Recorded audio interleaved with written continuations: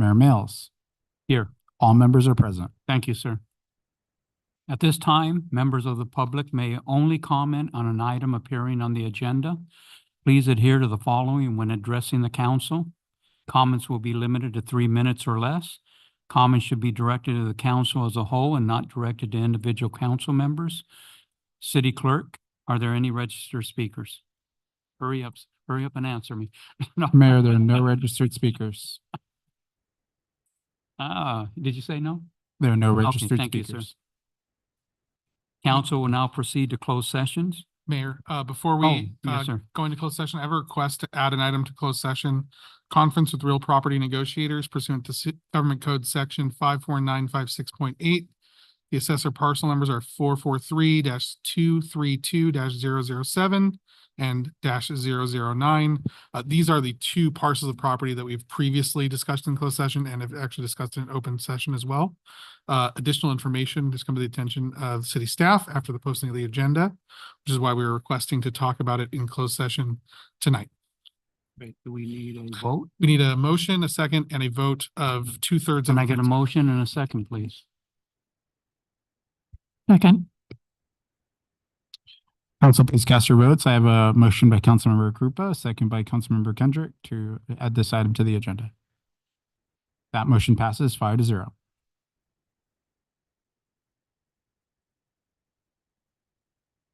Oh, I thought, okay. Oh, okay. Council will now proceed to closed session. Thank you for joining us. A report of closed session will occur after the deliberations. Thank you.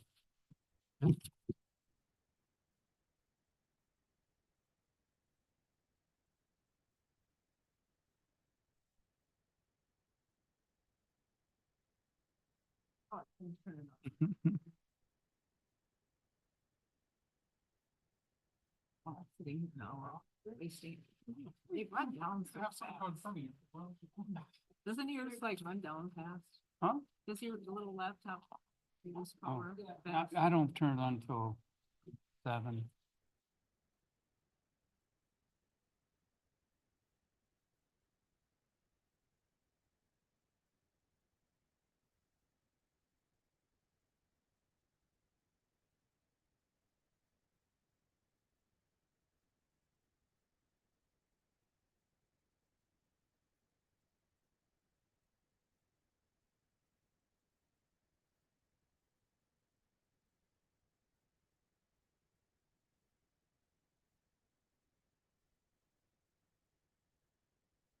Actually,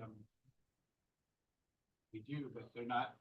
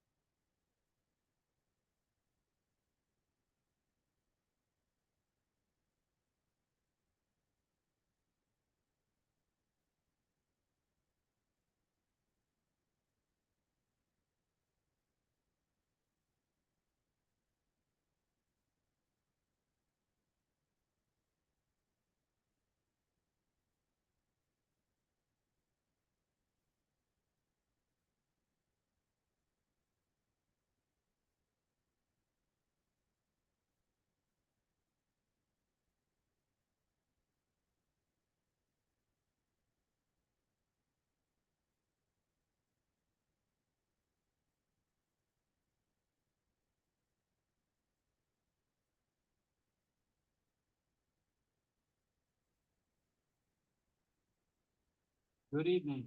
I would like to call the June 25th, 2024 regular city council meeting to order. I would like to point out that this meeting is being hosted through live stream on the city's website. I would like to. It's gonna.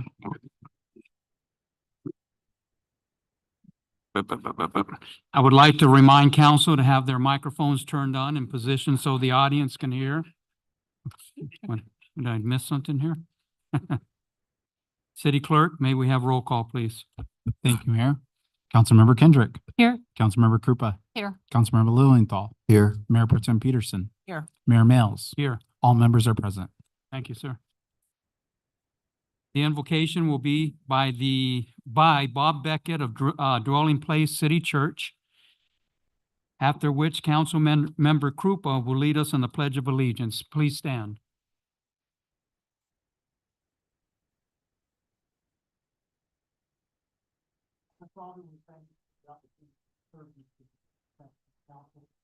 Everyone involved in bridging justice, so lead us into the future, bridging insight beyond human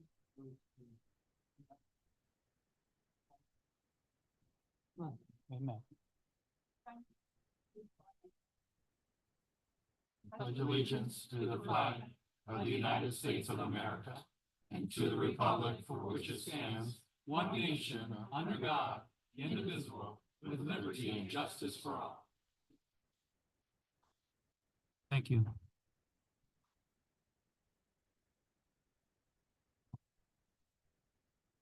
We'll move to the attorney's report from closed session. City Attorney, can we get a report out, please? Thank you, Mayor. There's no reportable action out of closed session tonight.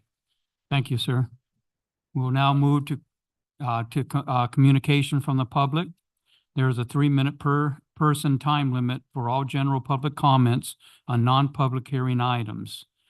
All who wish to speak, including council members and staff, need to be recognized by the mayor before speaking.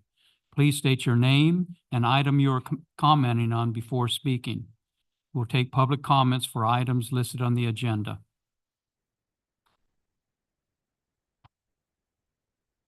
May I have Pat Gregory up, please? Item 16D, budget. Okay, and Ann Smith donated 3 minutes to Pat Gregory.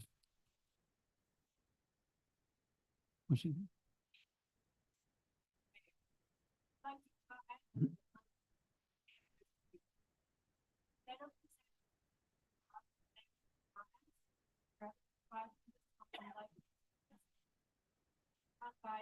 Figures sourced directly from the city's budget, audits, and Transparent California are crucial for comprehensive understanding. Thank you. Are crucial for a comprehensive understanding of the proposed budget. In 2023, general fund revenues, excluding Measure U, increased roughly 10% over 2017, the year before Measure U. However, the city continues its deficit spending. Keep this in mind when you consider budget requests. Based on 2017 to 2023, the city manager's budget will increase by 93%. The city clerk's budget will increase by 159%. Finance and human resources will increase by 90%. Yet the people who are on the top of the city's organizational chart, who should be making all the important decisions, this council, your budget increased by 13%. Looking at the numbers found on Transparent California, the chief of police's salary between 2017 and 2022 increased by 43%. The highest paid fire captain's salary increased by 25%. Overall, in 2017, there were 5 police or fire personnel earning over $300,000. In 2022, there were 31. These numbers compare salaries from 2017 to 2022. I can't imagine where they stand today. But these salaries for top levels of public safety are probably well-deserved. But my concern is what happened to the promises of more boots on the ground. When Measure U was presented to the voters, Resolutions 4703 and 31 both promised a mandatory staffing ratio of 1.2 sworn officers per thousand population. In 2017, the staffing ratio was 86%. In 2023, it was 85.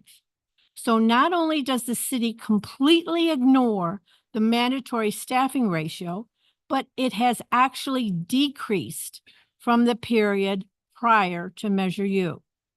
Now I have to add my biased comments. I have to ask, what in the world are you doing with that $100,000, $100 million received in Measure U funds? I asked my elected representative, they didn't answer. I've asked this council and haven't received an answer. And whatever happened to the discussions about a Measure U audit?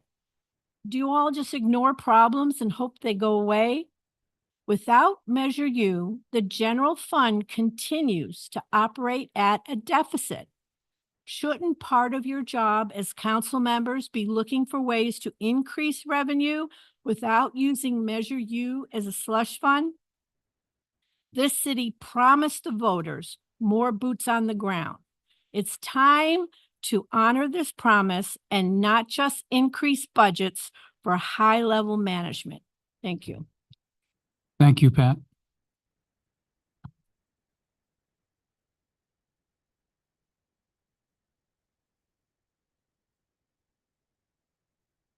Dick Clark, also on the budget.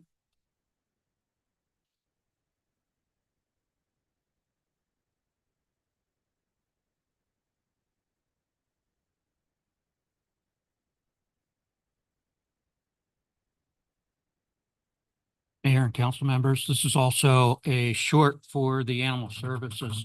I don't have the time since I can only come up here and talk once for two different items to tell you exactly what came about with my bad luck with our animal services. But what I can say is this. I suggest that you continue tonight's vote on the contract.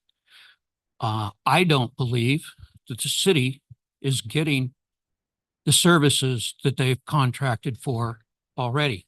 I waited after finding a puppy that had been dumped, very dehydrated. I ended up having to deal with the puppy. I waited. I didn't get a call back from them, even though I asked for a call back, for 5.5 hours. And when I did, the man told me, hey, I've got 3 cities I'm handling today. So I thought we were supposed to have at least one person in the city limits for this contract. Maybe it's time to take a look at that contract. Have a thing in it that says, if there's not going to be animal control within the city, they need to call dispatch. And then the watch commander is also told so that the city can cover for any problems with animals. And similar to what's happening with, I believe it's AMR. If they don't arrive at a call within so many minutes, then they owe the city. Feel free to call me if you want to know what started that whole process. The second thing I have is to talk on the budget. And as you know, I am a Measure U member. And what you have probably already seen in the notes, that I was the lone dissenter in agreeing to the monies for to be taken from Measure U budget into paying for insurance.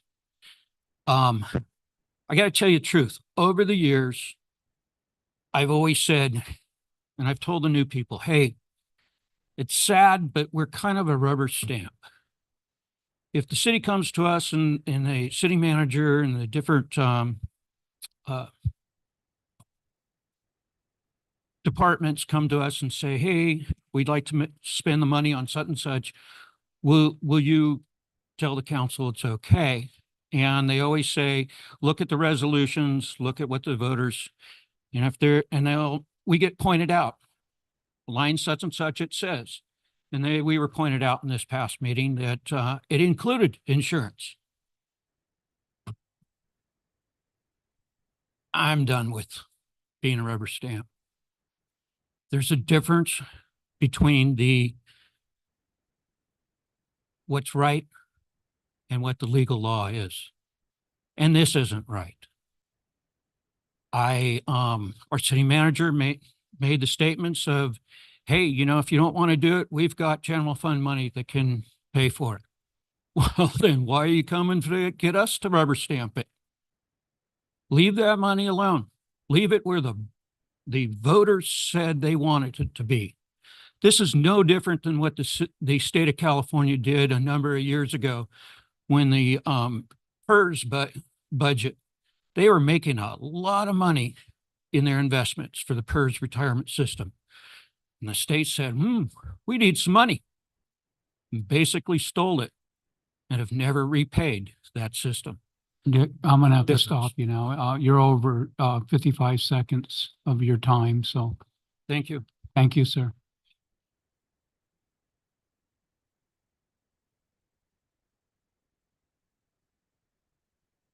Carolyn Truskowski, Animal Services. What, Ann?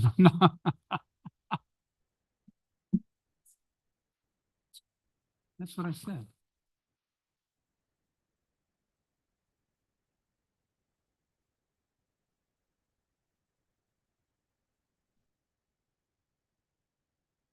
Hello, some of you may know me from him at Trevally Hardware Store, and I just wanted to reiterate the need for animal control. Sunday last, not this last Sunday, the one before, I came into my store and there was a female pit bull in heat, hurt leg, absolutely traumatized by the large German Shepherd that was young and kept mounting her in my store. Laying down. She was so tired, she was laying there. I came in, had this randy giant German Shepherd. I had to take care of it because I have employees, I have customers, I have children, I have elderly. And I spent 3 hours trying to take that male dog and control him. Called animal control, on hold forever. Called the police department. Well, it's animal control. Yeah, but I can't get a hold of him. So then I'm dealing with this dog, try and take it upstairs and put him in the bathroom, but I see it's going to jump out the window to its death, probably, because it was out of control. So then I have him, I try and tie him up, he gets loose. Tie him to the forklift, he gets loose twice. So then I called 911. I said, okay, I have had it. Someone needs to help me. And then I get the runaround, so I go, okay, fine. I go on Facebook. And I said, you know what, everybody? Miss Carolyn, please help me. Can somebody help me with these dogs? Finally, somebody came and got the dogs for me. Then the city dispatcher called me because she had animal control. They said they were 22 minutes out. I told them too late, got it taken care of. I spent 2 hours with these dogs and it was terrible. And then the dispatcher called me. She was very nice at the time, but before that, I was being put off. And I am responsible for the safety of my customers and my employees. And I need help when I call. So if I need animal control, I need the police department, I need somebody to help when there's a situation like that. The dog, the female, was a pit bull, and she would get very upset and start barking and snapping when this dog would terrorize her. And it was a terrible situation. And I felt like the city needs to have somebody on duty on the weekends and have somebody to be able to answer when someone is in need, not public. And that's all I have to say. Thank you. Thank you. George Schaefer, budget. Thank you.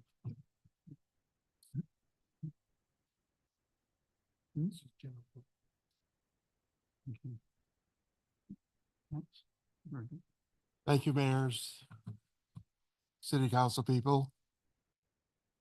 Measure U, which I'm on that committee also, was enacted in November of 2016. 7.5 years have passed.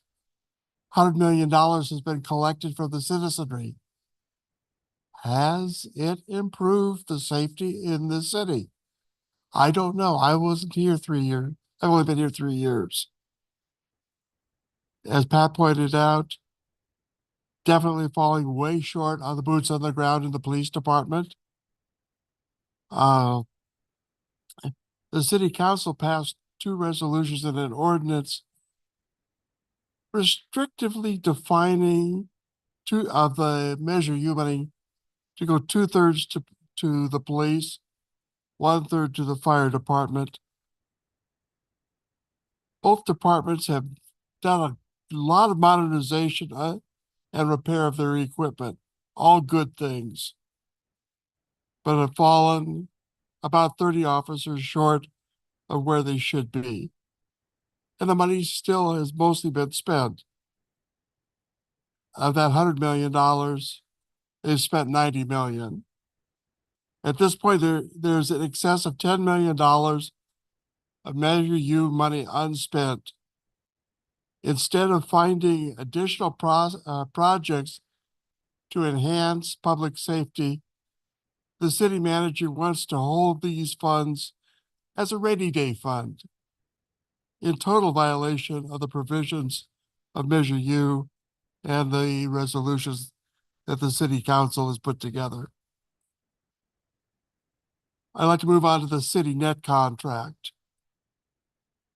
The city net contract was awarded twice, and I guess maybe more. It's about to be reported again on a no bid basis.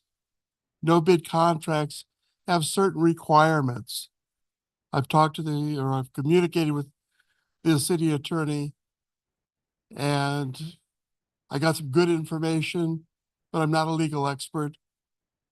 But I would kind of guess that not all the I's were dotted, the T's were crossed on a no bid contract with CityNet. Hemet is trying to attract new businesses to this city, and yet you do a no bid contract with an outside company. How is that supposed to encourage businesses to come here? There are 2 major components to the CityNet contract: case management and the motel rooms and meal vouchers. And the motel rooms are $92 a night, I hear. We never were given the contract, plus repairs and 10% of administration. We discussed, and part of our letter to the city council is that should not be part of Measure U.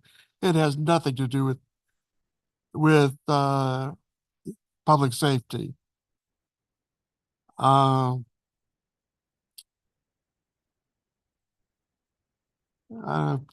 think I'll just skip that. So in conclusion, the city council, in my opinion, should redraft the rules for spending on Measure U to include more public safety programs outside of the police and fire department.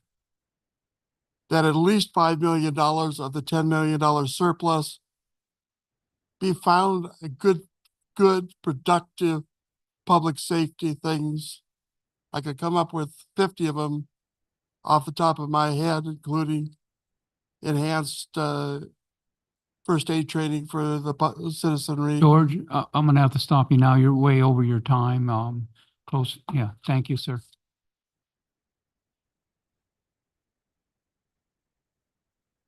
We'll now take public comments for items not listed on the agenda. Could I have Cecilia Morphus, please come up?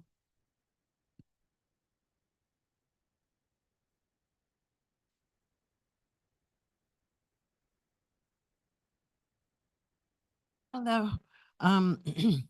Wow, my stuff really seems small compared to the rest. Anyway, I want to recognize 3 people at our Hemet Library. I haven't been there in years, and Jennifer and Andrea and Eric, the coolest. They helped me. They were wonderful. We've got a great Hemet library. The other thing is serious. We have a resource number for us here in the city of Hemet. It's 211. When you need resources, it's 211. Did you know that did you notice the city of Hemet does not have one cooling center? There's not one cooling center for all those people, all these people. There's There's no, two so far. there's two. Yes, Salvation Army and the other one is, Oh, it's not the city. Oh, okay, because they, then maybe, okay, I called twice and, to verify that. So I was just concerned about, that information not being shared. Maybe I guess the private, information isn't shared. And it made me upset when it was super hot. So I was concerned, but our library people too are really great.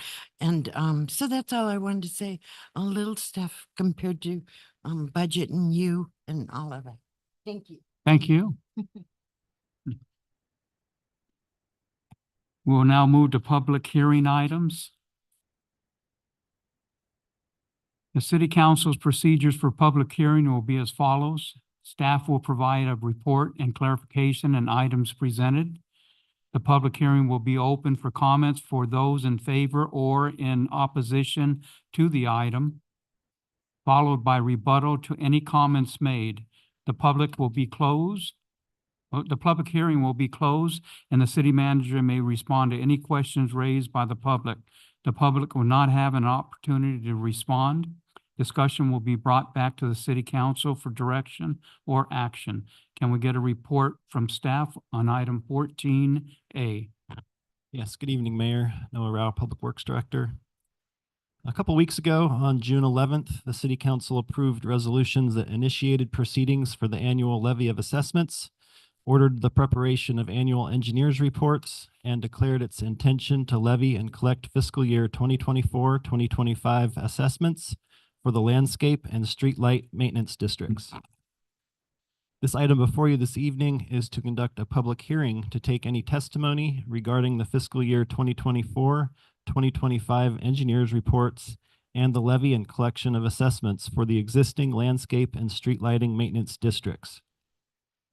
Following the public hearing, staff is recommending the approval of the engineers' reports and that the levy and collection of assessments be ordered for these existing maintenance districts. Harris and Associates is the city's consultant that has prepared the annual engineers' reports, and a representative from Harris and Associates is available this evening to answer any questions that you may have. And that concludes my report. Thank you for the presentation. Are there any comments from council on this item? Just one question. Do I need to recuse myself from part of this? City attorney?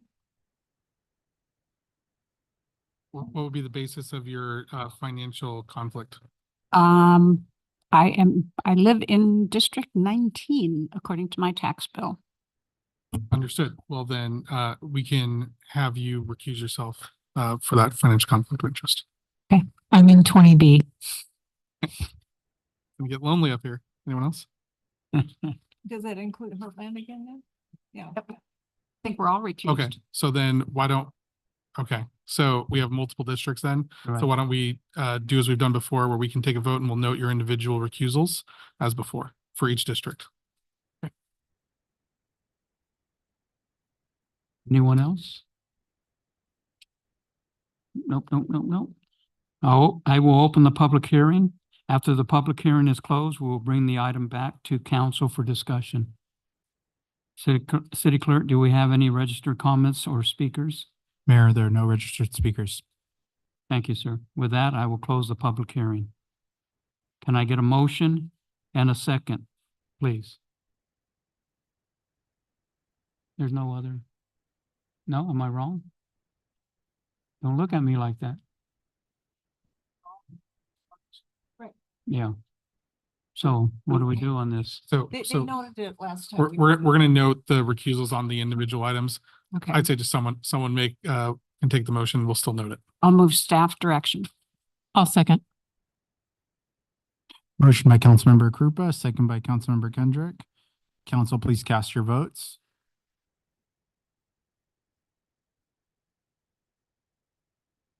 That motion passes 5-0. Thank you. Can we get a report from staff on item 14B, please?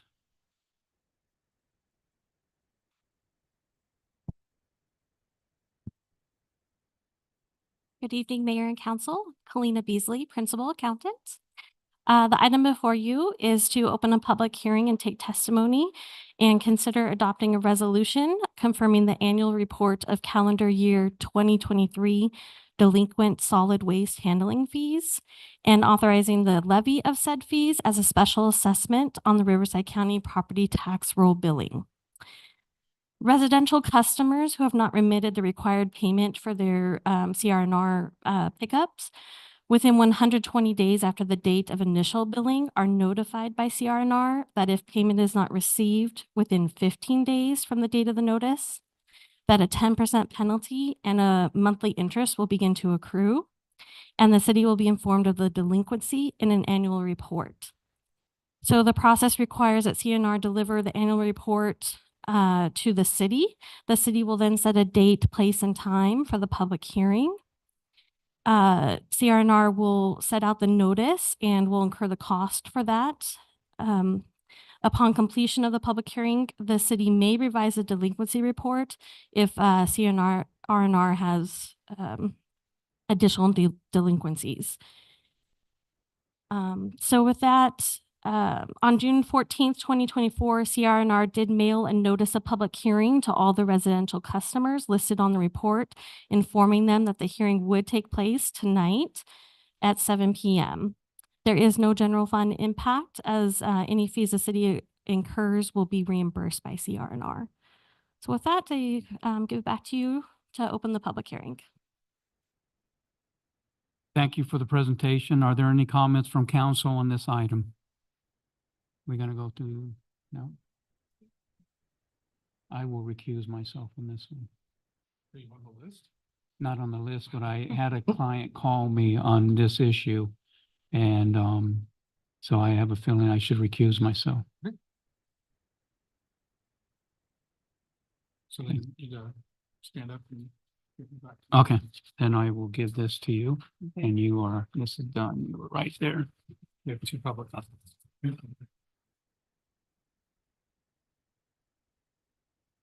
Is it for public comment?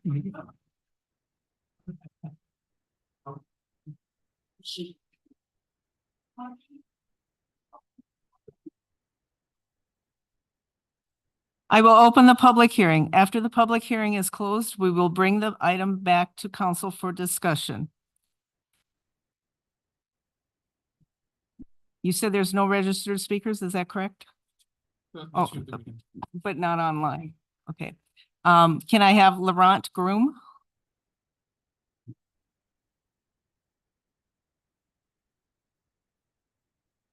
Good evening, Mayor and City Council. I'm speaking regarding 14B. I just received this notice just a few days ago. I didn't get a 120-day notice as a speaker that said that we're supposed to get. And I have delinquent charges of over $300, and it's for a tenant of mine. I'm not responsible for it. And I was never notified, and all of a sudden I have to pay the bill. And I also tried to contact and talk to CR&R about it, and I didn't get anywhere with them. But I spoke with the tenant, and basically they're up to date on their bill. So I'm just asking if you guys can continue this item until I can figure out what's going on with it. We just got this item. They told me to come here, and I'm not sure what's going on with it, but I would like to talk with maybe a higher up or a manager over at CR&R and figure out what's going on with it. But it's my first time hearing of it. Thanks. Thank you. Scott Garrett.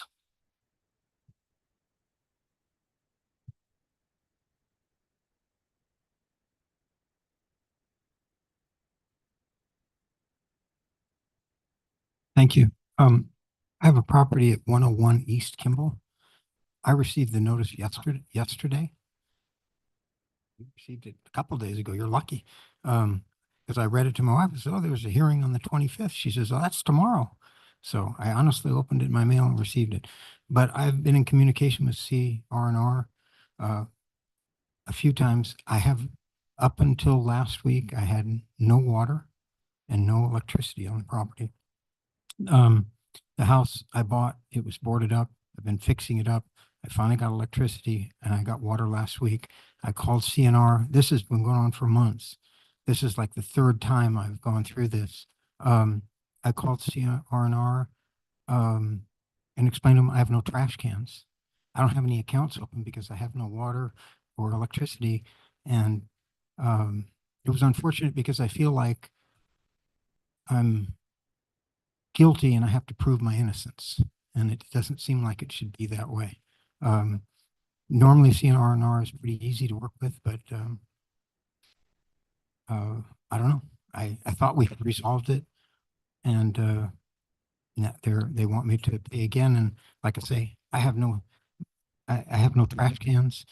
I didn't have water or electricity, so it does, something's wrong, and I don't want to get assessed.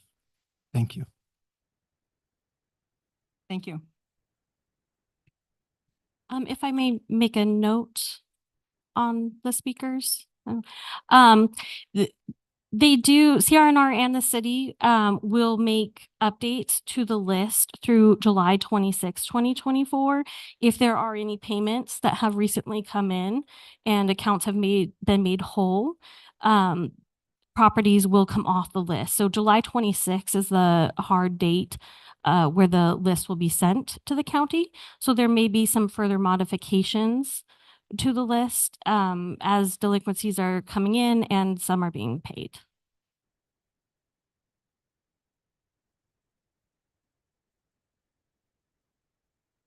Any further comments from council?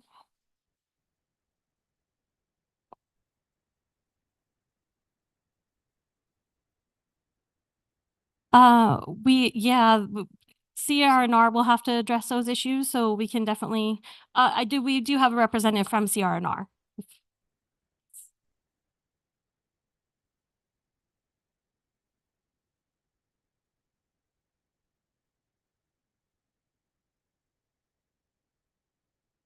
Good evening, Honorable Mayor, City Council members, and city staff. My name is Barbara Jimenez. I'm the Sustainability Manager at CR&R. I'll be more than happy to speak with both you gentlemen to get this rectified. We're eager to get this settled, so we'll definitely come up with a good conclusion. Thank you.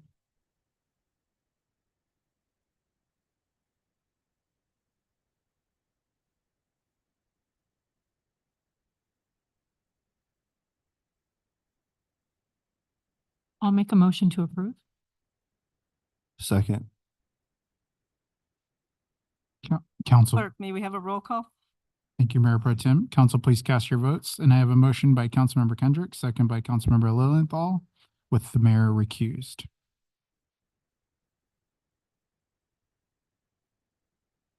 That motion passes 4-0.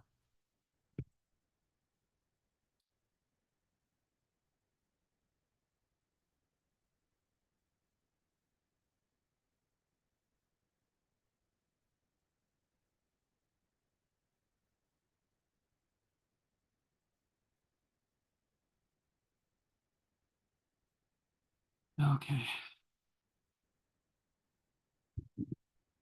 Now we'll move to the consent calendar. All consent calendar items will be acted upon simultaneously unless requested by an individual council member for separate consideration. We also have a staff recommendation to remove item 15R, as this item is a duplicate of item 15O. Are there any members of the council that would like to pull any consent items for separate consideration? Yes, 15K, 15L.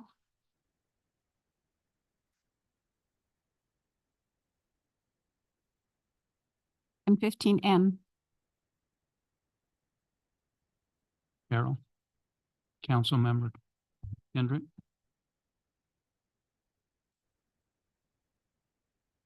15B, 15I, J, M, O, Q, and R. R's already gone. Huh? R's gone. Oh, no, I take that back.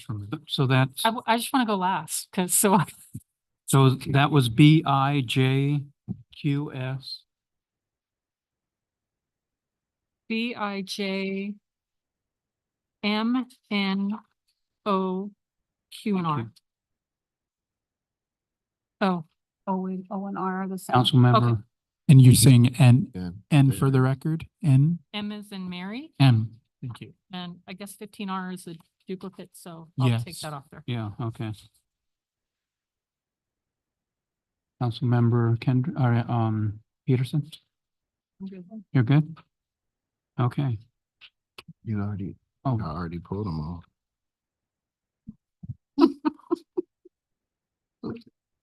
come on.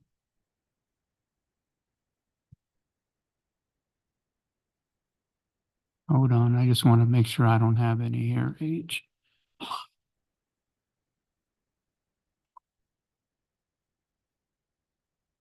B and B, okay. Can I have a motion to approve the items remaining with the removal of item 15R in a second?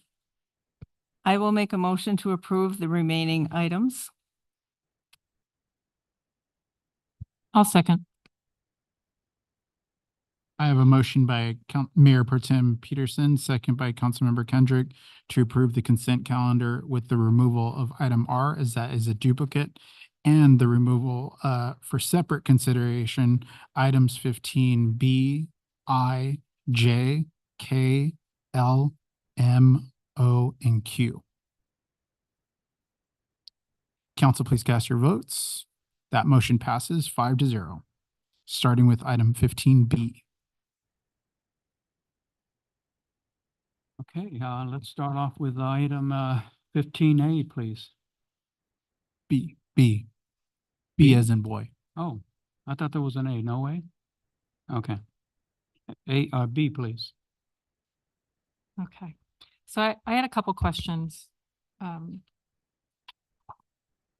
So can we confirm that they didn't go through standard procurement policy? I know that's requested in the staff report, but have they ever gone through the procurement So policy? the contract with CityNet was approved at the the last meeting of October 2021.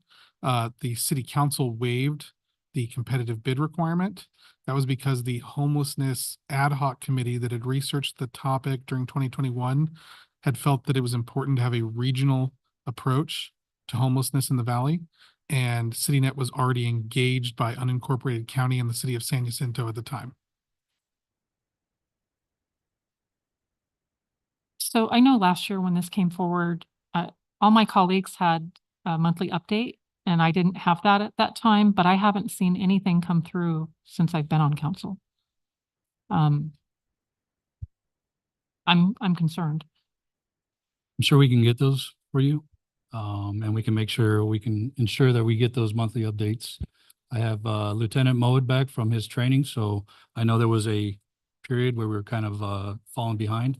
He was on top of it, so we'll ensure that we get those from the police department. I just would like to see details on the progress. Absolutely.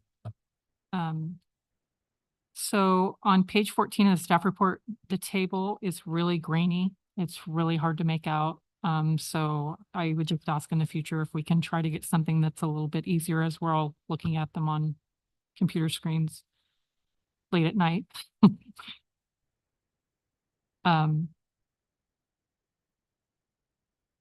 I had a question. So one of the questions that I asked last year was information on the hotels, the hotel rates, and I can't remember all my questions, but I don't see that any of that's been addressed.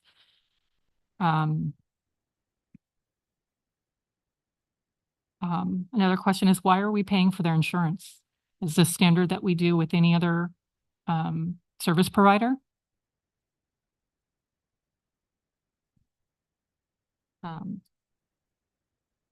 On page 15 of the staff report, it says the 23-24.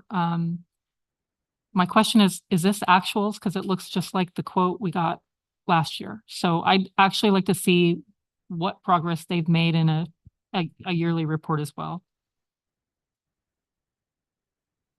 And council member, just so you know, the police department ourselves, we're getting the analytics and we're working with CityNet to find out, is this worthwhile to continue? I can tell you right now, at this moment, I say, yes, it is coming from the police department, but that's something we will definitely be looking at this year and seeing if we're getting our money's worth and what we can do possibly internally if that's the case. And I just want to confirm, I know the staff report and the Reso and the PSA say it's just a 1-year contract, but there's a table in there somewhere in the packet that shows 25-26 numbers. So I just want to be clear that this is for a 1-year period only. This is a 1-year period. Yeah. That's what we're talking about. It's just the 1-year period. Yep. That's all the questions that I have. Any other council member?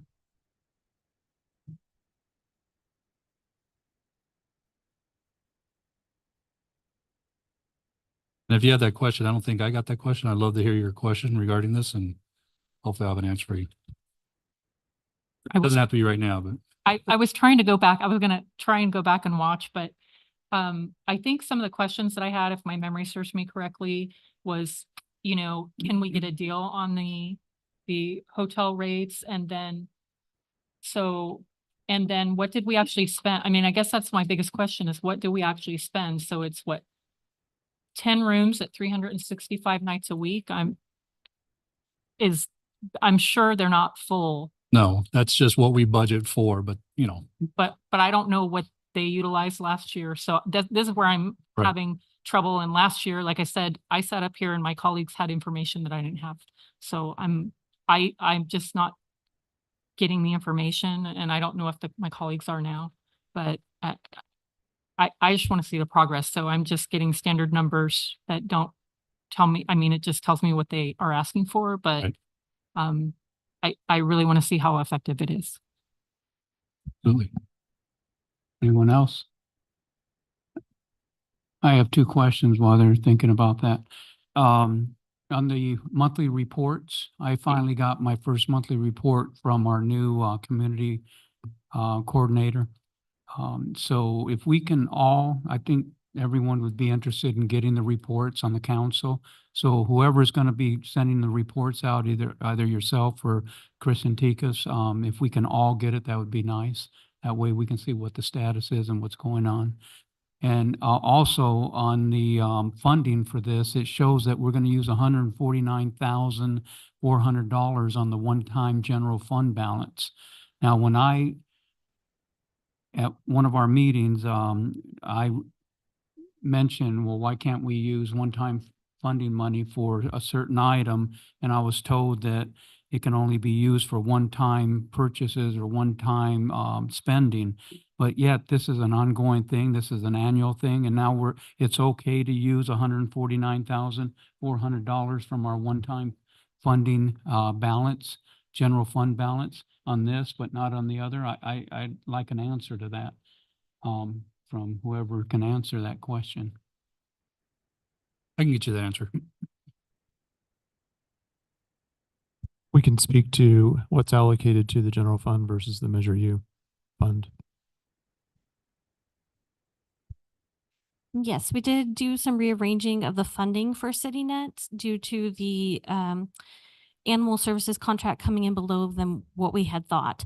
And also due to the Measure U committee expressing concern about the motels being charged to the Measure U fund. So we did move the motel and meals portion out of Measure U fund over to general fund because we had an animal services contract savings. We used that to fund part of the motels, and the leftover amount is the $149,000. that we did not have any operational budget for. And so we did put it as a one-time cost. That is something that we do have a slide addressing in the budget presentation about CityNet and insurance being used, using one-time fund balance right now, but there really are operational costs in the future and about how to fund those. Oh, we're So- not going to be here next year if we're here and voting on something with Measure U again, using one-time funds or from the general fund balance. Right. Use of the fund balance should really be for one-time purposes only. So that is a discussion we'll have in the budget presentation about how to fund these items in the future. In the current year budget and also in the proposed budget, the city's not in a financial position to utilize ongoing revenues to fund this. And so it's been necessary to dip into general fund reserves in the prior year, in the current year, and in the proposed budget to fund this operation. Now, we did close, as you know, we did close last year's fiscal year with a $9 million surplus. And a lot of that had to do with vacancies, which with other policy direction, we hope to close those number of vacancies and end the cycle of increasingly large surpluses and put that money to work. But in the net position of the city last year, we ended up with a surplus, but that CityNet contract was built under the utilization of one-time money, just as the current year contract is, and just as a portion of the proposed contract is. So am I correct that for the 3 years, it's been one-time funds used? It's been primarily one-time funds. This is the first year we've begun to allocate differently for almost half of the contract. And the very first year was funded through ARPA. That's true. And so it's just been Measure U and fund, general fund these years, last years.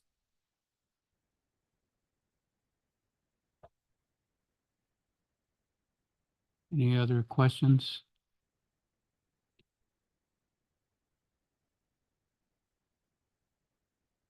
Oh, where am I? Yes, city clerk, right? Yep. Okay, city clerk, do we have any registered comments or speakers?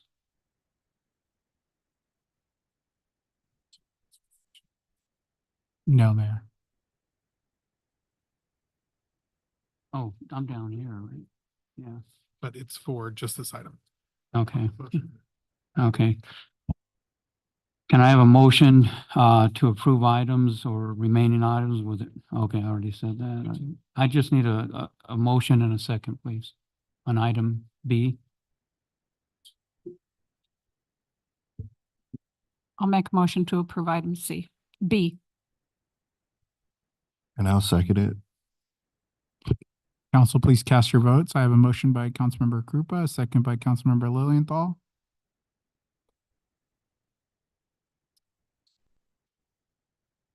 That motion passes 4-1 with Councilmember Kendrick voting no.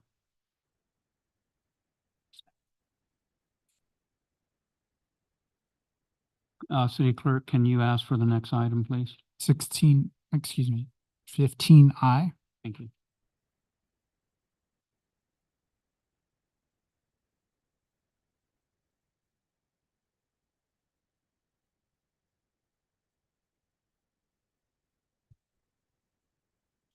I do believe 15I and 15J, we were looking to maybe move to take consideration with the adopted budget since it's insurance related and kind of goes with the budget. Unless we can answer the question now. And it was 15I, 15J, and then what's the other insurance one? So many items on consent.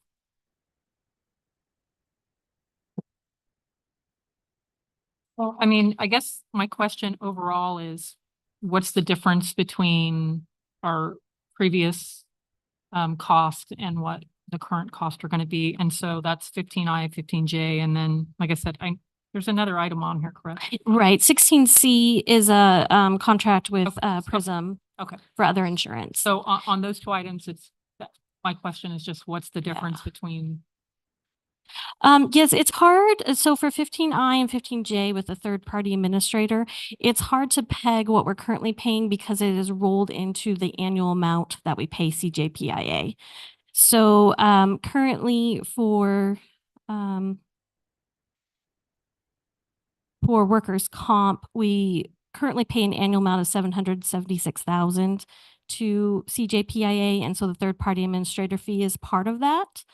The proposal, I think, for the new workers' compensation varies from 700,000 to 900,000, depending on what we want covered. And also in terms of the liability, the third-party administrator fees are rolled into our premium of 1.1 million currently. And as we'll get to later, the premiums for liability are going anywhere from 2.5 to 4.7 million, depending on what kind of coverage you want, which we'll discuss later with the budget. Any others? So I'll make a motion to approve it. I mean, to move it to the budget item as well. I'm sorry, could I also, I believe in item 15J, Council Member Kendrick did bring up earlier that the recommended action is just asking for fiscal year 24-25, but the attached contract is for a 3-year contract. So we are asking for a 3-year contract with Carl Warren in 15J. The $100,000 is per fiscal year. So that is for fiscal year 24-25, but the overall contract approval would be for a 3-year contract. Okay, and then one of the other questions I had on that was, why does the rate go up every year? Yes, we didn't get a very clear answer. Unfortunately, we were very rushed for time to get these third-party administrators set up.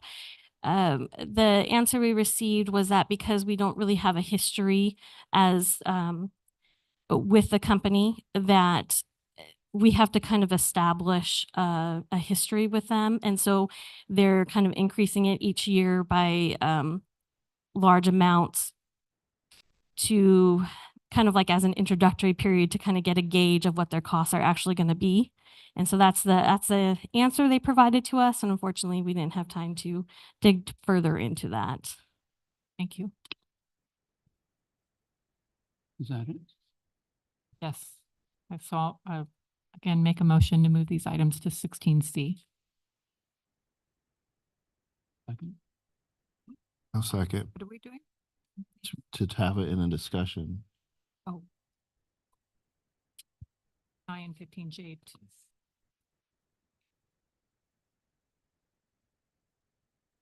So Here a second, I'm sorry. Malcolm, seconded.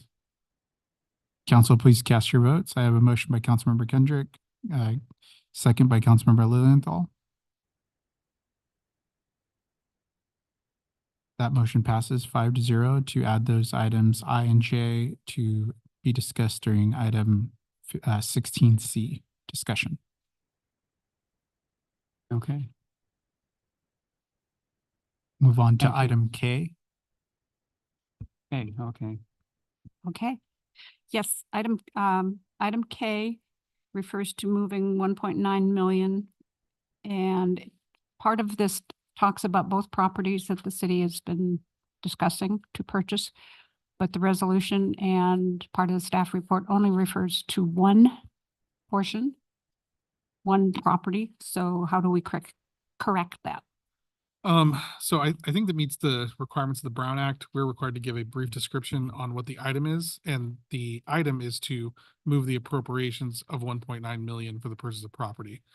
Could it have been more specific and included both? Yes, it could have, but I don't think there's a need to amend the item or to add an item to the agenda in order to lawfully act as staff is recommending. But it's referring in part to both properties? So the action is to appropriate funds for the purchase of the property. So we're moving money into a line item in the budget. And under the Brown Act, we've put the public on notice that that is our intent. I think that the note is well taken. I think that the description could have included both properties, but I don't think there is a need to continue the item or to amend the title to lawfully act. Okay, then I'll make a motion that we are to approve the moving of $1.9 million from one fund to another fund. I'll second. Council, please cast your votes. I have a motion by Councilmember Krupa, a second by Councilmember Kendrick. That motion passes 5-0. Moving to item L.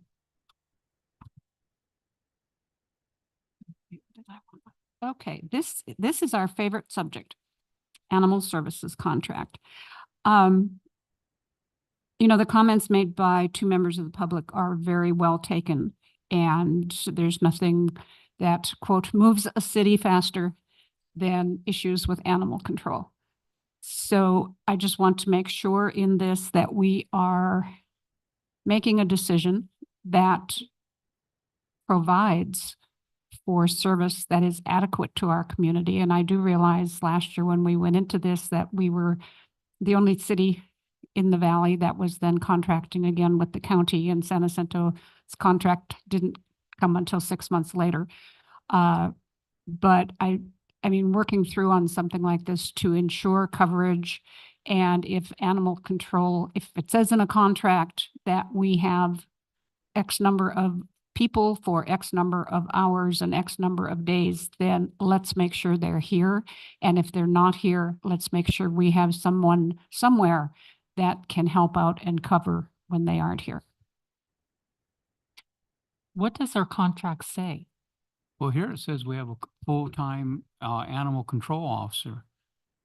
So it will be helpful if I talk a little bit about the current year contract. So when we transitioned in the beginning of the second quarter, and there was a provision in the current year agreement that required us to check in with the county, the service provider, after 6 months to assess the volume of animals that they were processing, as well as other impacts associated with the operation, because sometimes the duration of the stay will impact the service, the staffing, as well as the cost to the city. And so when we sat down with them shortly after that 6-month period to check in, what we learned was, and we really did know this going into the contract, we hoped to smooth the significant increase. As you will recall, the cost of animal control more than doubled in the current year budget from the prior year budget. So we were hoping to slow down the growth of expenditures by evaluating whether with a different service provider and their capacity for communication, the volume of animals would drop. Unfortunately, that did not happen. We anticipated that it may not happen. When we initially met with them, they recommended the city fund not 1, but 2 or possibly 3 officers to help, given the size of the city, the square mileage, the volume of animals, et cetera. In fact, our statistics looked very similar to the city of Indio, which is essentially the same size as the city of Hemet. And so after 6 months, it was clear that they couldn't keep up with the volume with just that single officer. And we began to transition to 2. And so this contract will provide for 2. There is an opportunity to consider a 3rd officer. I would recommend that we check in perhaps again at 6 months and assess both our budget capacity to consider augmenting service beyond moving from 1 to 2 and potentially to 3, but also the volume of animals that are moving through the system and what's being processed by the service provider.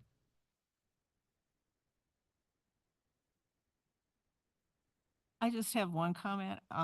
I would like to see us have some kind of an animal clinic, like a spay and neuter clinic, so that people could, no, seriously. It's in the contract. Yeah, That so was what my people could question come in and get it done, you know, at low cost or no cost. And I think we need a campaign to put out the information and, you know, tell them the resources and just tell them the consequences. You know, if you guys don't take care of your animals, you're going to break the city, you know, I mean, because there's too many loose animals. And you look on social media and it's like tons of them every day, and people just need to be more responsible and aware of the consequences, I think.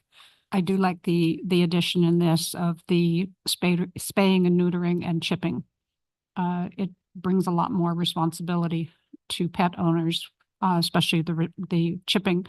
But it also, the feral cats we need to deal with. And you're right, paying to spay and neuter your animal can be extremely cost prohibitive to a lot of families. So I believe one of the items in the contract is a flat rate of $3,000 for however many veterinarians to do a 1-day stand of spaying, neutering, and microchipping. And yes, we need to get the word out and we need to advertise.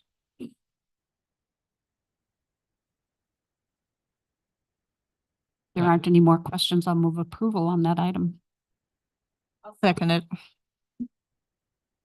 Council, please cast your votes. I have a motion by Councilmember Krupa, a second by Mayor Pro Tem Peterson. That motion passes 5-0 on item M. Next item. Item M as in Yep. Mary.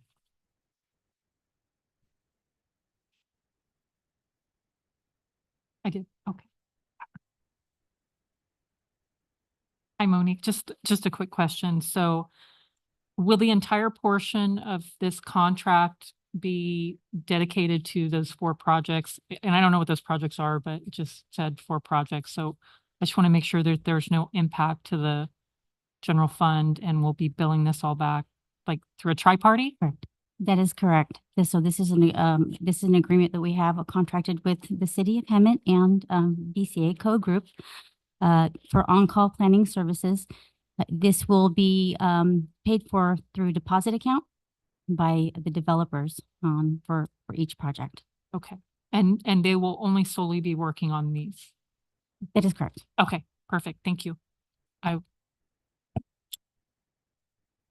And then can we make sure that moving forward, when we're talking about the developer putting money into this account to provide like this service, that we're watching it closely, that it doesn't go over the developer's amount? I don't know what we have to put in place to ensure that that happens, but I remember that happening in the past. And I don't want us to have to eat something that we don't need to eat. Yes, that is a great point. So as part of the contract, the contractor submits invoices to the city.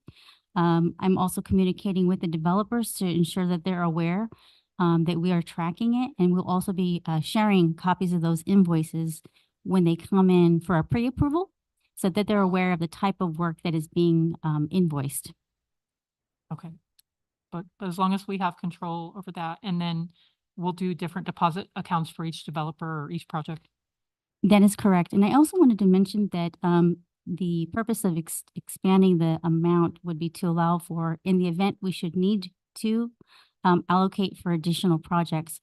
We have received interest by other developers that have not formally submitted at this time, but they are interested also in potentially utilizing this service. So it may be more than the 4 that we have potentially that we know of now. I'm okay if they want to pay for it. Good motion. I will make a motion to approve. Second. A second. Council, please cast your votes. I have a motion by Councilmember Kendrick, second by Councilmember Lilienthal. That motion passes 5-0. Moving to item 15O. Pulled N. N. Mm-hmm. I didn't even see in Or did we already approve it? I still have questions whether we approved it or not.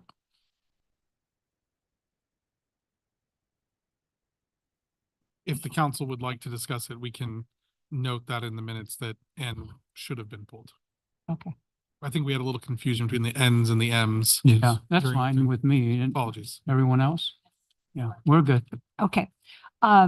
Yes, Chief. Love the Yes, program. ma'am. Love the program. Love that it's ARPA funding. Love that we can get it done, but I have a question. Because in the staff report, it refers to the schools in the valley. And then it refers to students being residents of the city of Hemet. And as we all know, we have students who are residents of Hemet or go to Hemet High, and they are probably, for the most part, county people and county residents. And actually, we have transfer kids. So all of our schools, all of our high schools have students who are residents of the county, not necessarily residents of the city of Hemet.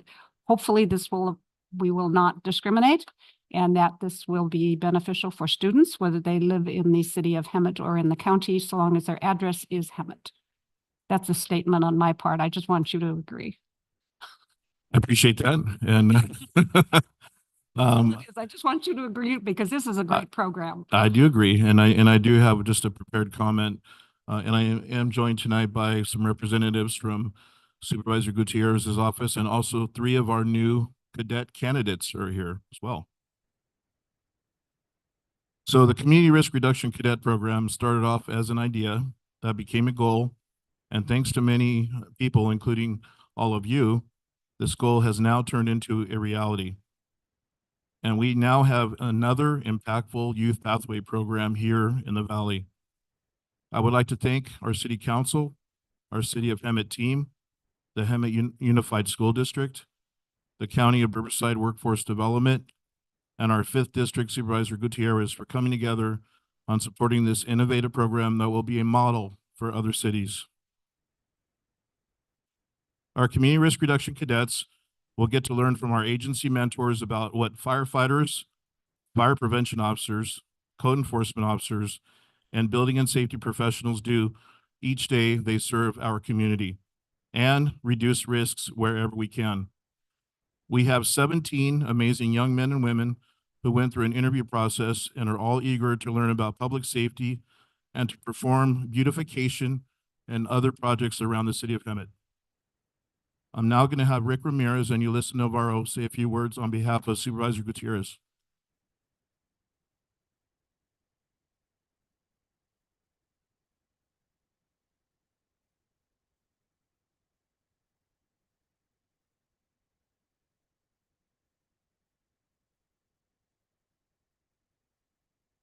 Thank you, Chief.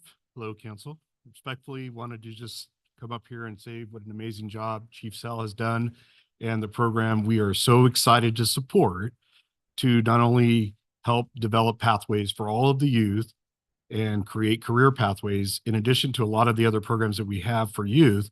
This is one that is really going to see an impact immediately. Once we have these cadets come out of the program, it's just going to make it I can't explain how passionate Supervisor Gutierrez has been about this program and partnership with Chief Sell. And then also we have our program manager, Yulissa, who has been an integral part of making sure that this gets done and through workforce development. So appreciate everybody here. Appreciate Chief Sell. Yulissa, if you want to say a couple of words, we're excited. So obviously we made the drive. We wanted to be here, passionate about it. So I'll turn it over to Yulissa real quick. Hi, Council. Hi, Mayor. As mentioned, we're very, very excited for this program, all the opportunities it's going to open for our youth. And to address your question, Council Member, yes, there will be no discrimination against the other students who maybe might not live in the city of Hemet. So this program is meant for all district residents. So as long as they live in any of the cities in our district, District 5, which is Hemet, San Jacinto, Moreno Valley, the Pass area, and the unincorporated communities of Cherry Valley and Nuevo, they are eligible for the program. So there will be no discrimination if they do not live in the city of Hemet. And I'm happy to answer any further questions as well. Do they have to sign any documents to get involved with this program? So there is an interview process that Chief Sell was talking about, and they do complete an onboarding. So it is like a position that they apply for.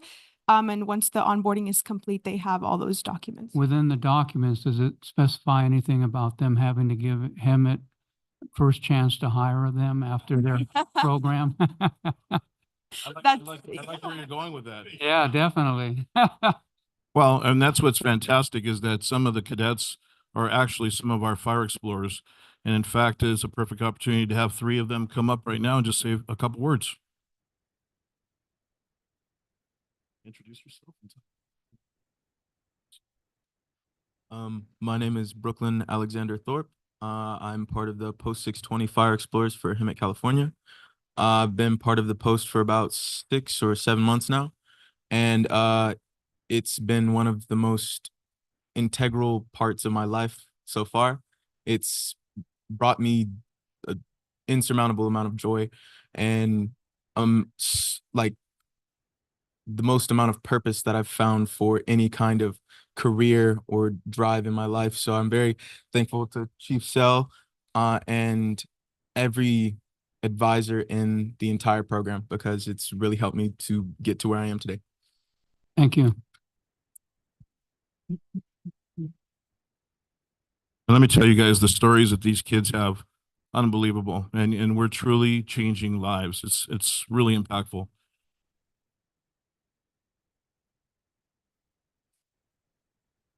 I'm Cadet Marcus Howard.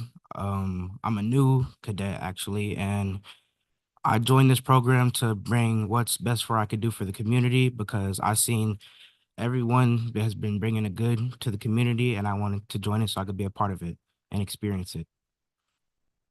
Thank you. And now I have the pleasure of introducing one of our longest tenured explorers, who's actually the Explorer Chief. Hello, everyone. My name is Oziah Williams. I am the Explorer Chief at Post 620, Hemet Fire Department. And over the time of being there, it has really broken me out of my comfort zone. Really does. Before I joined, I was super shy, really nervous. And I'm still nervous, but not as shy. And over the time being there, I've been there for 7 years.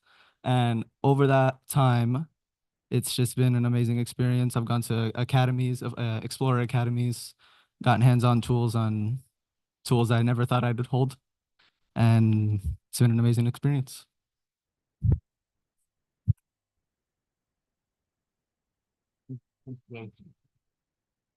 We asked them several questions, and one of the questions that really resonated with me in terms of their answer was, how do you think people are going to perceive you doing work in Hemet throughout the community? And actually, you know, obviously none of them knew these questions were coming. And without a doubt, the majority of them said they felt like they're going to be inspiring other kids because kids are going to see them out there serving. I thought, wow, that's fantastic. So again, thank you for the support. Thank you to Supervisor Gutierrez. And thank you to the community that's going to see us out there soon.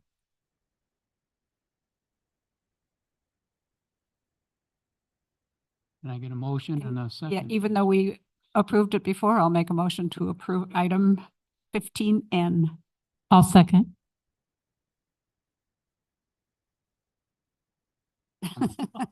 Here we go. Council, please cast your votes. I have a motion by Councilmember Krupa, second by Councilmember Kendrick for item N.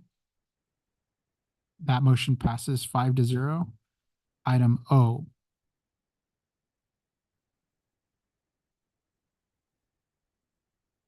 Next. Oh.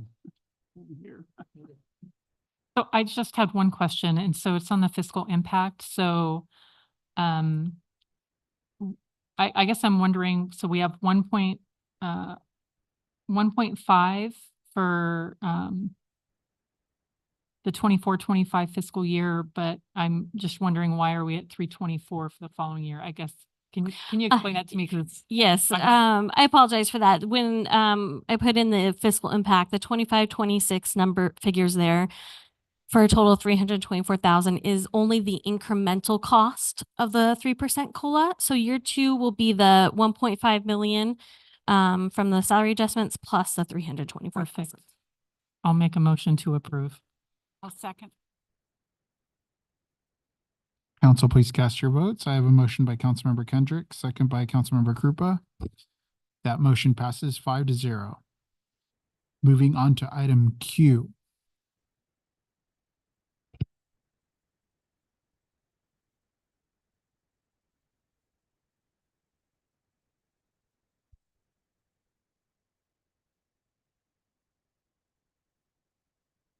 So I have some concerns that we originally allocated $1 million for this project, and then based on analysis, we need another 150% to do that. So I guess what I'm asking for is in the future, before we're allocating money to projects like this nature, is doing some type of initial analysis and make sure that we're trying to capture all the costs initially, because this is, it's quite a shock. It is much higher. And this is truly, came to light during design when we did the geotechnical investigation. It's some of the worst soils you can build roads on. So the section is about twice the size you'd normally build a similar street on a reasonably good soil. So that's the main reason for the cost. And of course, the stamped concrete is additional cost as well, that was a little higher than anticipated.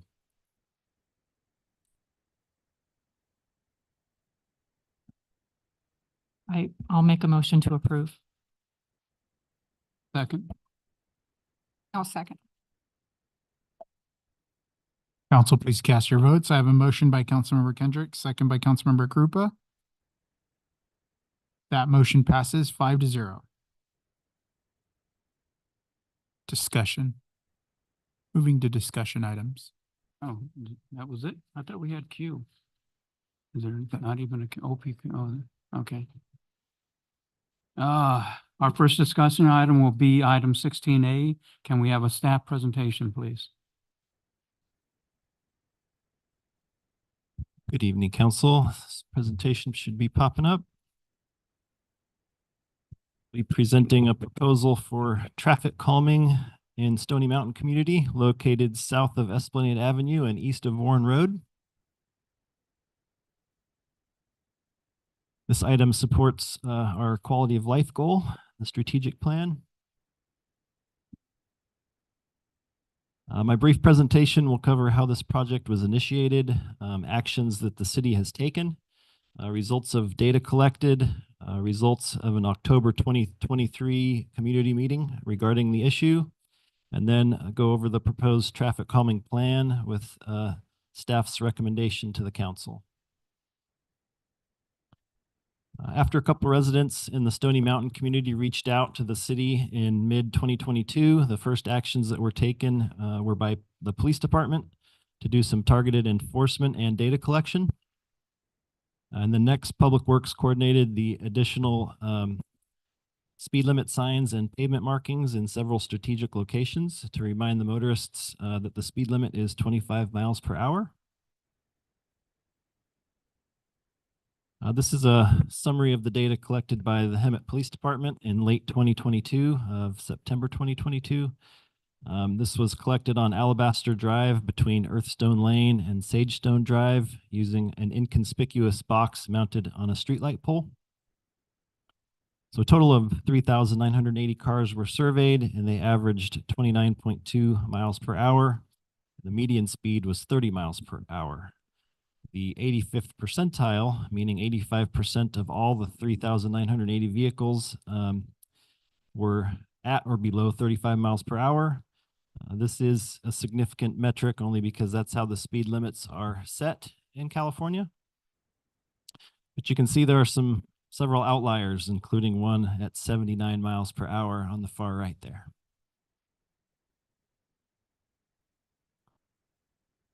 This is a summary of 24-hour speed and volume data collected on August 31st. This took place from 12 a.m. on August 31st to 12 a.m. on September 1st, 2023.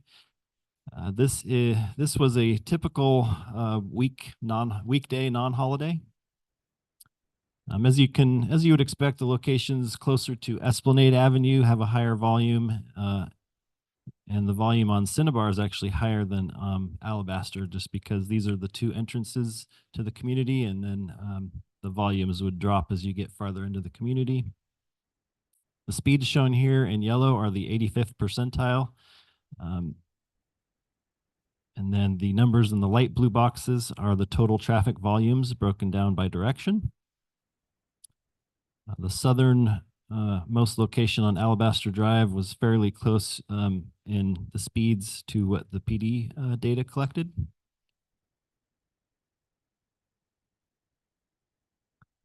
The city held a community meeting on October 17th, 2023 at the Hemet Library. Everyone in the community was invited via a mailer that was sent to each address. An overview of various traffic calming tools was presented, and a very productive interactive problem-solving meeting took place there. Police and fire also participated in that meeting. The meeting utilized a program called Mentimeter that allowed participants to answer questions with their phones or tablets. Each table also worked on a printed map of the community so they could kind of write down their ideas for traffic calming.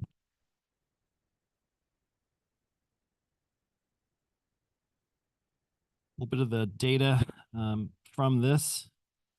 You can see on the word cloud, speeding was one of the most prominent issues. And then also on the other answer, speeding was the problem in their neighborhood. We reviewed all these traffic calming tools. Traffic calming uses measures to improve safety for motorists, pedestrians, and cyclists. There's 3 E's to remember in traffic calming. It's education, enforcement, and engineering. So these were all the engineering traffic calming tools that were discussed, each of their applications and pros and cons.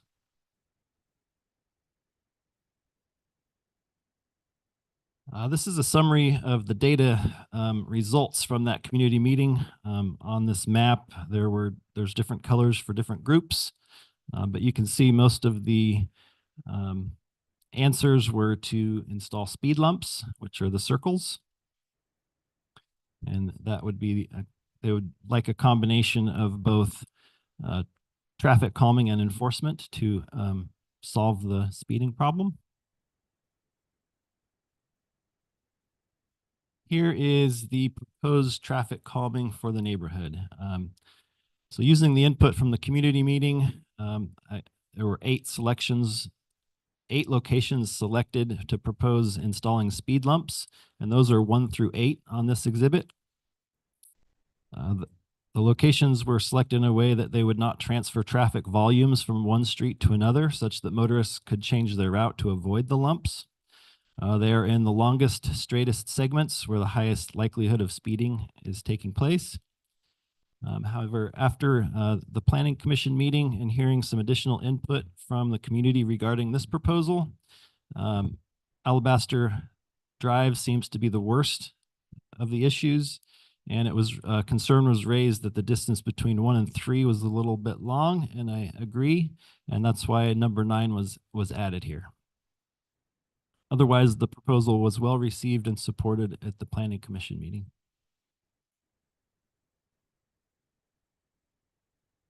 So it is staff's recommendation to approve the proposed traffic calming plan for Stony Mountain, to authorize the Administrative Services Director to record a supplemental appropriation in the amount of $90,000 from the general fund balance to fund this project, and then authorize staff to advertise this project for bids. That concludes my presentation, and I'm available to answer any questions you may have. Questions? I just had one question and one comment. So have PD and fire both, are they comfortable with the lumps? Can they service the community effectively with the lumps? I've talked a lot with fire, and Battalion Chief Floyd has been close contact with me on this, and yes, that is their preference. They would much rather have the lumps than humps. Okay, great. And then my comment is it is so refreshing to see something that came as a public comment to City Council and seeing resolution. It's personally, I find it very rewarding and hope that encourages more of our citizens to let us know when there are issues. And like I said, this is great job, Noah, on taking this on. Like I said, I think this is fantastic. Thank you. I had a lot of help. And the lumps allow for the apparatuses of first responders to get through quicker. Yes, they have cutouts in the middle to allow those wider vehicles to go The through. lumps or humps that we're using? Lump. Lumps, that's what I thought I said. Okay. And also I want to commend our council member Peterson for getting involved in that because it was her district and she got the ball moving, I believe, on that. So that was good. I just want to say to the citizens of Stony Mountain, they were persistent and they were engaged and they really were concerned about the safety of their community. And we don't have a lot of these things in our city, and I know there's a lot of speeding problems and such, but this is one where it's in a closed community. And they were a nice little quiet neighborhood until they got a big development behind them, and they all have to come through their development now. So it changed the whole dynamic of their community, and there's a lot of young families and kids that want to be out on the street and play and stuff. And they were really, really concerned about the safety of their community. And it was a pleasure to work with you. So thank you. Okay, anyone else? Yeah, just one quick question. I'm glad they're lumps and not the humps or the bumps, because those are harmful to public safety vehicles. And Malcolm and I learned all about the different traffic calming things that are available at a SCAG Transportation Committee meeting. But I do have a question. At the start of your presentation, one of the slides reflected speed limit of 25 miles an hour. That's correct. And then you talked about doing a survey and the speeds, the median and the 85th percentile were 35 and 39. Does that mean the speed limit in Stony Mountain is going to be increased? Absolutely not. It is a residential area, and that is by, the law allows for those to always be 25 miles per hour. Thank you. For safety. Can we get a motion and a second, please? I would love to make a motion to approve this resolution. Yes, she would. I'll second. Council, please cast your votes. I have a motion by Mayor Pro Tem Peterson, second by Councilmember Kendrick. That motion passes 5-0. Thank you, sir. We'll move to item 16B. Can we have a staff presentation, please?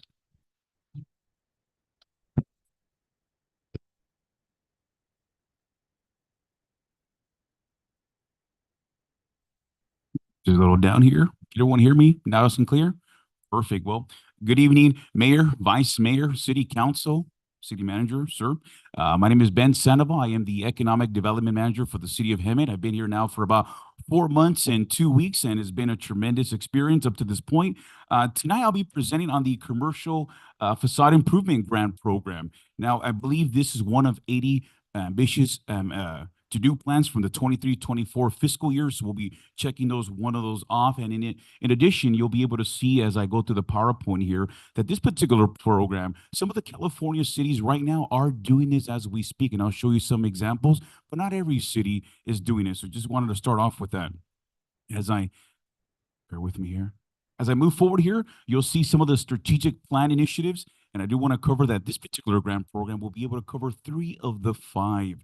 Such as quality of life. What does that mean? Better shopping experience, better dining experience for our constituents, partnerships and collaboration, really building on the P3 partnerships, private, public partnerships, 3 Ps. And more importantly, the economic opportunity that it would bring, such as increased sales tax, new travelers, new businesses, but more importantly, the growing sectors, focus on growing sectors and the positions that matter. More importantly, white collar jobs. That's really going to be focusing on. Now you might be asking yourself, how is the hospitality or this particular program going to be that? Well, it's going to lower in individuals, and that's what we're looking to do here.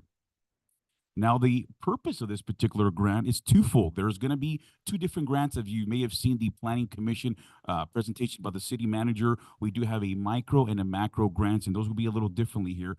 But quickly going over some of the purposes here, we have economic prosperity. As the city is really doing a heavy push on economic development, we've done some citywide surveys, not only with our businesses, but our local constituents, believe it or not, through social medias and other platforms. Some of the things we've been hearing is, well, we want to stay here. We want to have dining experiences, shopping experience, but more importantly, something that's going to be more than just 30 minutes, something that's going to be an hour or 2 hours, really being here and stopping the leakages from leaving the city of Hemet. facility commercial revitalization, making it more appealing. I think that was one of the commissioner's recommendations, making this program really bring in the individuals from outside our cities coming in, just kind of how they visit other cities. Preserving the historical Hemet. I think that's really big. You may have seen some of our local cities or surrounding major cities that they still have the modern feel to it, but they still have the historical value. We don't want to lose that here in Hemet because we want to keep the historical sense, but more modern. And stimulate private investment. I mentioned the 3 Ps. This is really going to push forward. There's skin in the game in the private investment. Now it's going to be skin of the game in the public sector, meaning us building a beautiful regional ecosystem. And that's what we're really shooting for. And more importantly, it really is, as you see the last bullet point there, beautify the commercial corridors by creating a pedestrian friendly and aesthetically pleasing environment for residents, visitors, and tourists. Kind of a Hemet is back kind of feel. And that's what we're really shooting for this one. So just so you're aware. Now, as I move forward here, I mentioned earlier, there's some examples here, and this is from the city of Vista, some before and after pictures. Now, you can see as before, there may have not be aesthetically pleasing, maybe not as many cars as you may have seen, but as soon as they put some skin in the game, well, look at what happened on the after pictures. Not only did the sun rise, there's more cars available. And you can see all the beautiful facade that has really lured in travelers to stop by. And again, it's really rejuvenating the downtown district. So that should give us a really eye opener that not only is there going to be beautification, but the sun will rise as well. Now, moving forward here, the grant program overview, I briefly had mentioned to you how there's going to be 2 of them. One of them is the small business grant. Those are, I'll get into a little bit on the other PowerPoint, the other slide after it comes up, what that entails, including the micro business grant. Now, we're aware, council, that this particular, we want to target shopping centers that are really distressed. And after doing some visiting through the business walks, trash enclosures, I've come to realize that some of these shopping centers have multiple owners. Some of them may have 3 or 4, believe it or not, up to 5.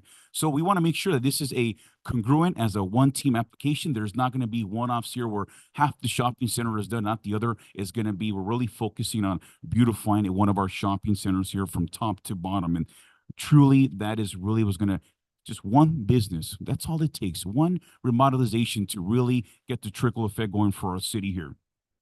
Now, the council did approve in the previous fiscal year, currently the one that we're on, apologies, the small business grant fiscal year 23-24 for 120, and also the micro. Now, we're requesting here the proposal this evening in additional 24-25 fiscal year, allocated 120 for the small business grant, and the macro an additional 330 for a grand total of 900,000 for the commercial improvement facade program. Some of the program grant eligibilities that I mentioned, we're going to focus on the micro grants, in particular the Hemet specific plan. Now, we had presented this to the Planning Commission originally, and the city manager had presented it at 15,000 with 0% match. Now, after hearing the Planning Commission's recommendations, the city manager did put it on a little higher to be at 30,000 with a 5% matching grant, and now kind of elevating it to a minimum of 8 businesses if all of them were to get all of the amount allocated for that. And we've kind of extended it. You may have seen, you're wondering, well, why is it going all the way to San Jacinto and not to Santa Fe? We've extended it from Santa Fe to San Jacinto because there are particular businesses that we've seen that might be able to take advantage of it, and it's on Florida corridor. That's going to be our push in regards to bringing the tourism. So we really just want to beautify Florida, start there, and kind of, as can send a domino effect, it will follow the city. Now, on the macro side, we have the citywide retailers, and we came in here and have done some research. Some of the other cities have 50% match, 40%, but the city of Hemet wants to be aggressive. We want to be business friendly. We want to bring in businesses that want to be here. So we put in a 20% match. And in some of the shopping centers, Yale in Florida, Stetson and State will be some of our target ones. And now you may see in the bottom here that a minimum private investment, skin in the game, I keep saying that, would be about 66,000. But it doesn't show here in the PowerPoint, council, but if they were to exceed the project of a 396,000, they would be able to, with city manager approval, would be able to combine both to be able to have one particular grant. And that's what we're really shooting for. Some of these, doing some homework, some other cities have done revitalization programs, and just one shopping center can exceed over $1 million. So there is no cap on the private investment side. We're hoping sky is the limit for them. And that's what we're really shooting for. So just an FYI, if it were to exceed 396,000, they would be able to combine those particular two grants into one bulk one. And as I had mentioned, we're going to be extending it all the way down to the San Jacinto corridor, because there is a lot of businesses as north as Oakland, as south as Acacia, and as west as the Gilbert Street. So kind of gives you an idea of what we're targeting for the macro, the $30,000 grants with a 5% match. Now, I won't get into all of the grant eligibility items here. Some of them I would like to point out would be new awnings. We really want to get that aesthetic feel. You know, it goes a long way. You see a beautiful building that's all fixed up. You're going to go in there and spend some few minutes there and some few dollars. Exterior doors, anti-graffiti, the exterior painting visible from the right of way, and more importantly, structural components that the Planning Commission had recommended. So those will be some of the beams, floors, columns, but that's more for the macro only, okay, not for the smaller ones. And some of the program procedural steps is quite, I believe you were given the staff report, some of the steps here, but it'll walk you as from the applicant intake eligibility all the way down to the reimbursement. And I want to say this, we really want to be business friendly. For other grant programs, we may have requested 3 quotes. That usually takes just similar like the one trash enclosure that we're currently doing. And we may take months to just get all 3 of them. So we're going to try out a 1 quote, but if the city deems additional quotes are needed, that would be something we would be able to do. We're going to shoot for a 1 quote item for this particular program. As you can see here, the aesthetics for this particular building went from not so pleasing from a 1890s looking building to a modern building, but still keeping the historical value sense. So that's something I really want to capture as you're thinking this, the downtown specific plan. We want to keep it still that historical feel. And I believe that concludes my presentation here this evening. Thank you, council, and I'm here for any questions or the city manager and I can answer. And I do want to thank the city manager for assisting in getting this particular grant going here. Thank you. Council? I have a couple questions. For the grant program, does it require the applicants to do a prevailing wage? For this particular one, we would be asking, I believe, for the prevailing wages, just like the trash enclosure. Yes. Thank you. How much of these, so for the 23-24 budget, Yes. how much money have we expanded on these programs? I was prior to my rep, I believe we're at 0 city manager. On this program, nothing at the moment. Okay. And then, are we checking to see that these are properties in good standing? I would hate for us to give someone money to correct, like a code enforcement item. If they're not being a good operator or a good player, I think that needs to be analyzed as well. I don't want to pay someone to fix their problems. If we can look at enhancing properties and they're in good standing, I think that's completely different, but that's a problem I'm running into in my jurisdiction. The program guidelines will require that they have no active zoning or code issues in order to participate. Anyone else? Okay, can we get them? No, okay. No other questions, so, thank you for your presentation. Thank you, Mayor. Thank you, Vice Mayor, Council. Without it being on the radio? I've been told that here and there, but thank you very much. After you put 20 years in the city. That sounds like a plan. Thank you, Mayor. Okay, can I get a motion and a second, please? I move to approve this resolution for the Commercial Facade Improvement Grant Program. Second. Council, please cast your votes. I have a motion by Mayor Pro Tem Peterson, second by Councilmember Lilienthal. That motion passes 5-0. I know it didn't. Item 16C. Mayor? Yes, sir. I also am going to request that the city council add an item to tonight's agenda relevant to the insurance items. So You have the third-party administrators for workers' comp and for general insurance. You have the other forms of insurance. We received information and quotes on the general liability insurance after the posting of the agenda.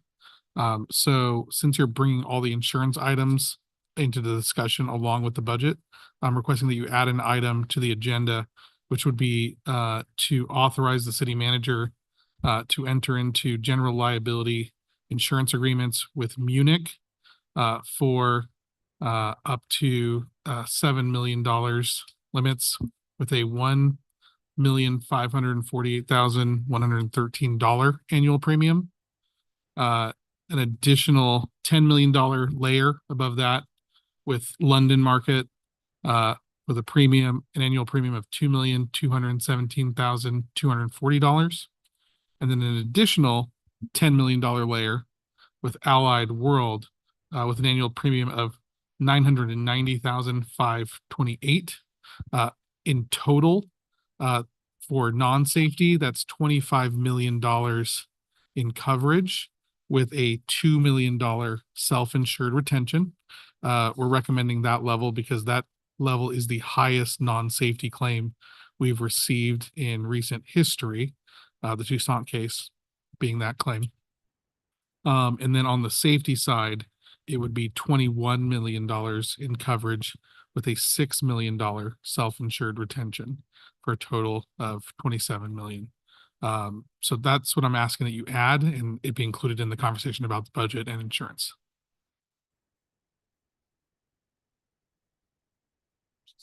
And there's a slide presentation for this whole thing. So I would need a motion to add that to the agenda. Second. I'll make a motion to add that to the agenda. So is that as a separate item? Be as a separate item, but I think it's going to be considered alongside the budget and the other items related to insurance that you already are grouping together. So for the record, it would be 16G. Yes. I'll make that motion. Second. Council, please cast your votes. I have a motion by Councilmember Krupa, second by Councilmember Lilienthal to add item 16G to the agenda. That motion passes 5-0.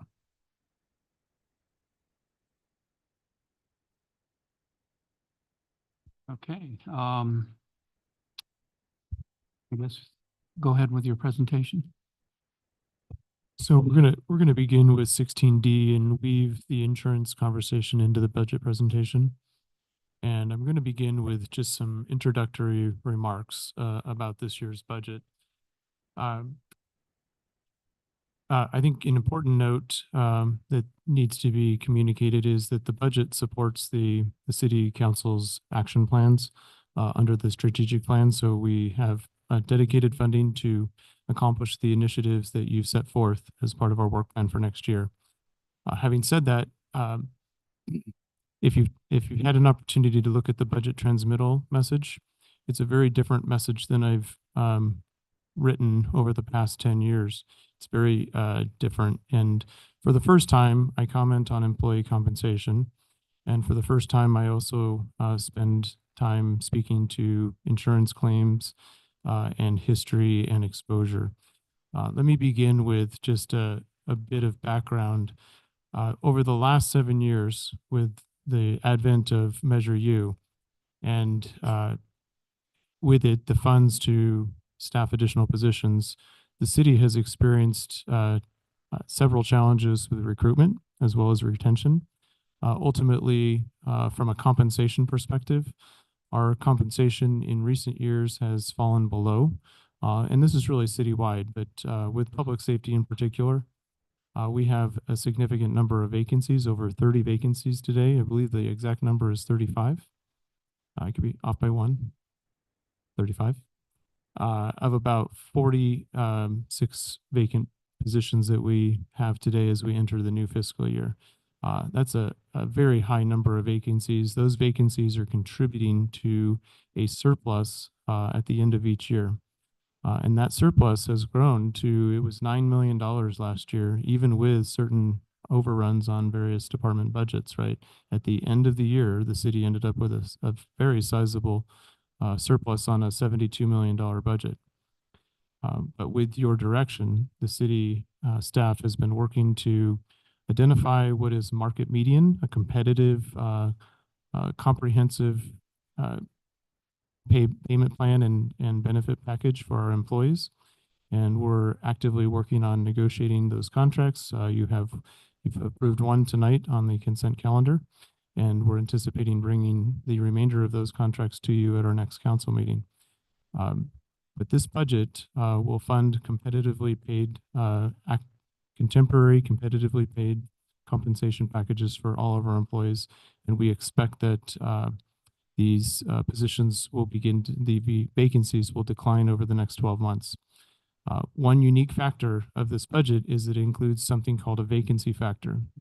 This is the first time we've deployed a vacancy factor in at least the last 7 years.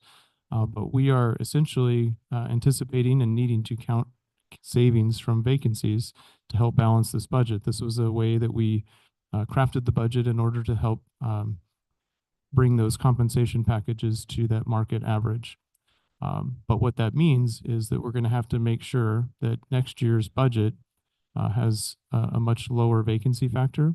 There will probably, than there always are, dollars that are derived from vacancies that occur during in any fiscal year for a variety of reasons, retirements, people take other jobs, etc.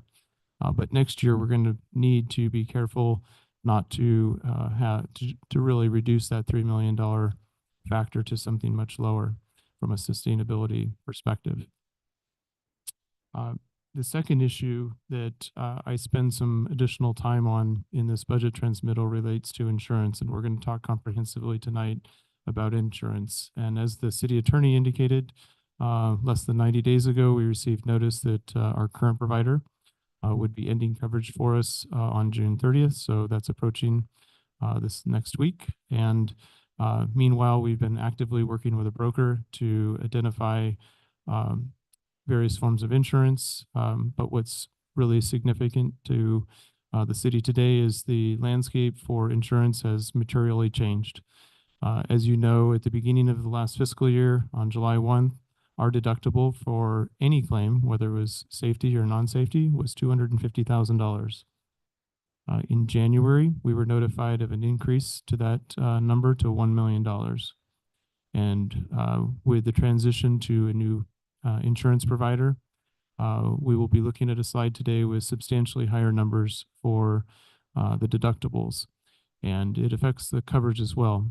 Our budget for claims will not necessarily cover all of the claims that we receive in the next 12 months. We're going to do our best to mitigate claims and reduce claims and exposure, but the general fund surplus will need to come to the aid of the city and be drawn upon to help with some of those potential claims down the road. So we'll be very careful. I think the message that I'm conveying is that it's going to be extremely important for us to keep a close eye on both revenues and expenditures throughout the year. There'll be certain types of expenditures that we'll look at every 2 weeks during payroll. We'll be actively conveying to you what's happening with our sales tax and our property tax, our two largest revenue sources. We need to carefully monitor those.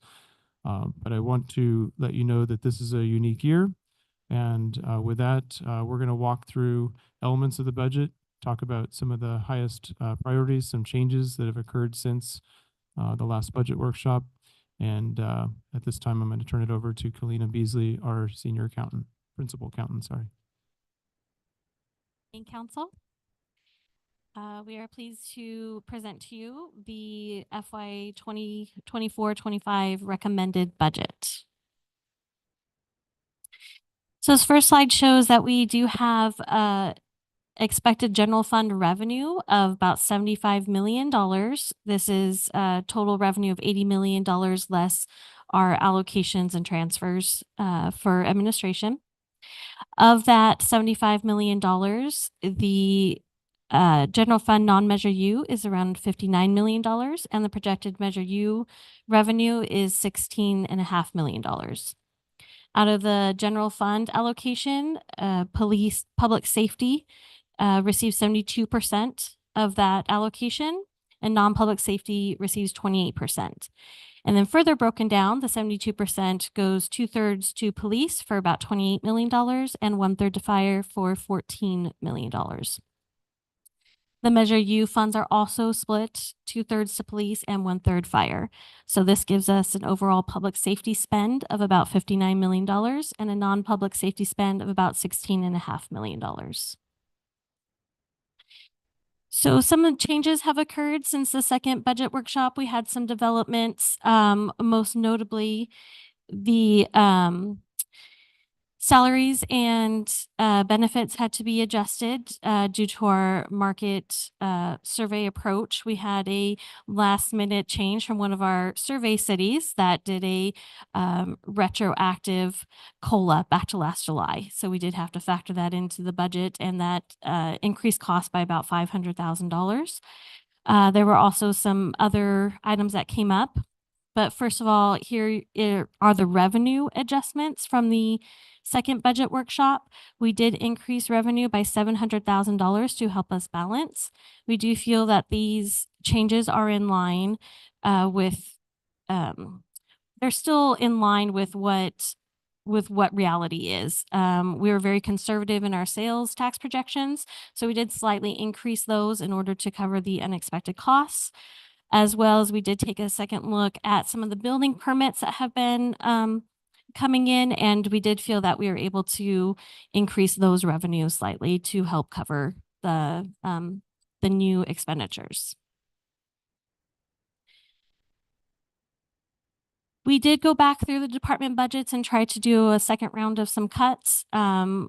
The biggest one was for the PERS unfunded liability. We were able to realize a discount by paying one lump sum payment in July versus paying monthly. The amount due to PERS, they give us a discount. So that was about a $250,000 discount that we can utilize by making a one-time payment. The reduction there to overtime, what we did is we moved all departments' overtime budgets to what they are currently at in 23-24. So any of the increases that departments had requested for overtime, we cut those out and just maintained the 23-24 overtime levels.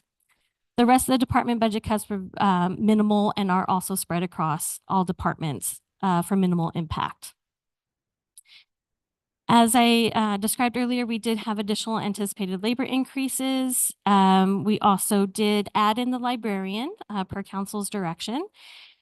We also did swap out an officer for a lieutenant for the police's request as well. So there were a few changes there.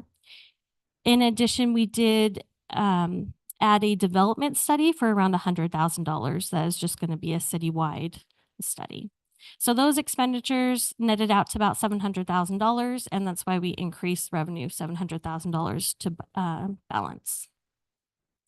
There were also some changes in the use of fund balance. So earlier I did refer to how the animal services contract came in lower than we had budgeted. We originally had a placeholder of $1.5 million in the budget. And since that came in lower, around $1.1 million, we were able to utilize that to cover some of the CityNet expenses, particularly the motel portion. We also had a placeholder budget for CityNet of $1,260,000, and the actual contract price came in lower than expected. So we did have some savings there. We did add in the sales tax for the police mobile command center when the actual command center is funded by ARPA, but when the cost was projected for that, the sales tax was accidentally left out. So we are asking to use general fund reserve to pay for that sales tax since the ARPA funding, I believe, has been allocated already. And then also we do have an election cost increase now that we are adding the ballot measure to the November election.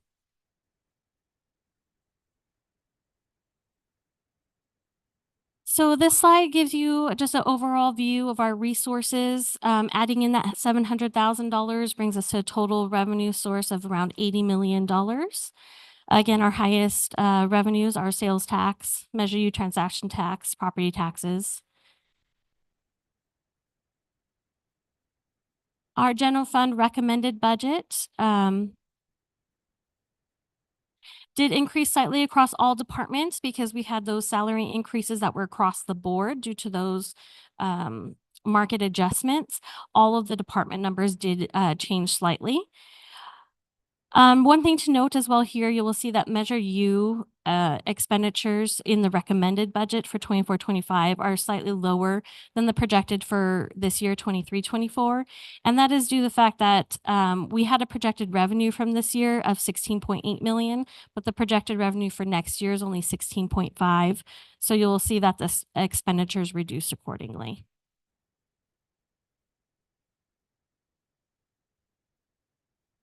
This slide kind of gives an overview of our expected use of fund balance. We are requesting to use $9 million. 532,000 about is from Measure U, and the remaining is from general fund. We do have a slide a little bit later that goes more in depth into this. So we were able to balance the budget here using a $3.1 million vacancy factor that the city manager addressed earlier.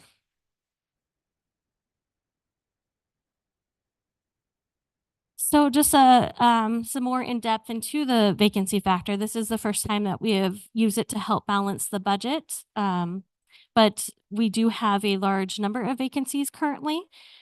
We have 46 vacant general fund positions, 34 of which are public safety. The vacancy factor is based on a percentage of the amount of salary and fringe benefits of unoccupied positions.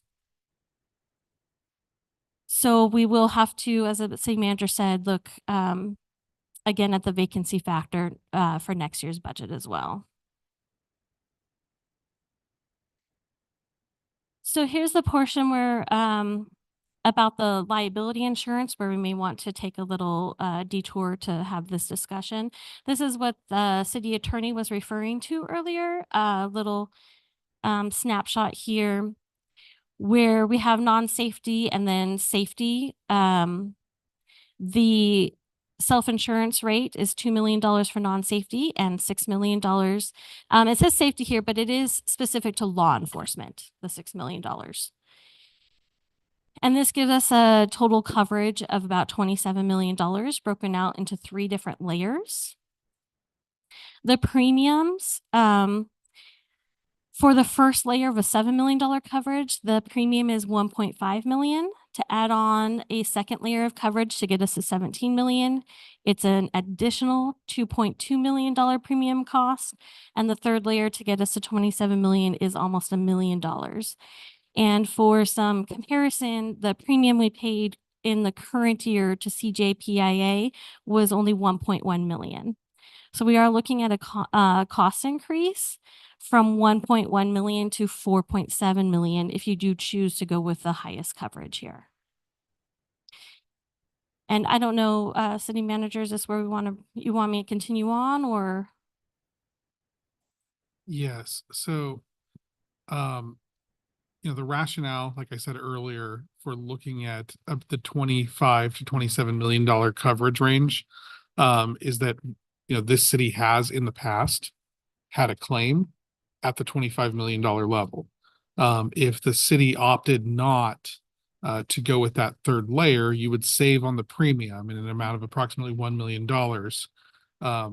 But you would be hoping that we do not get a claim in that amount.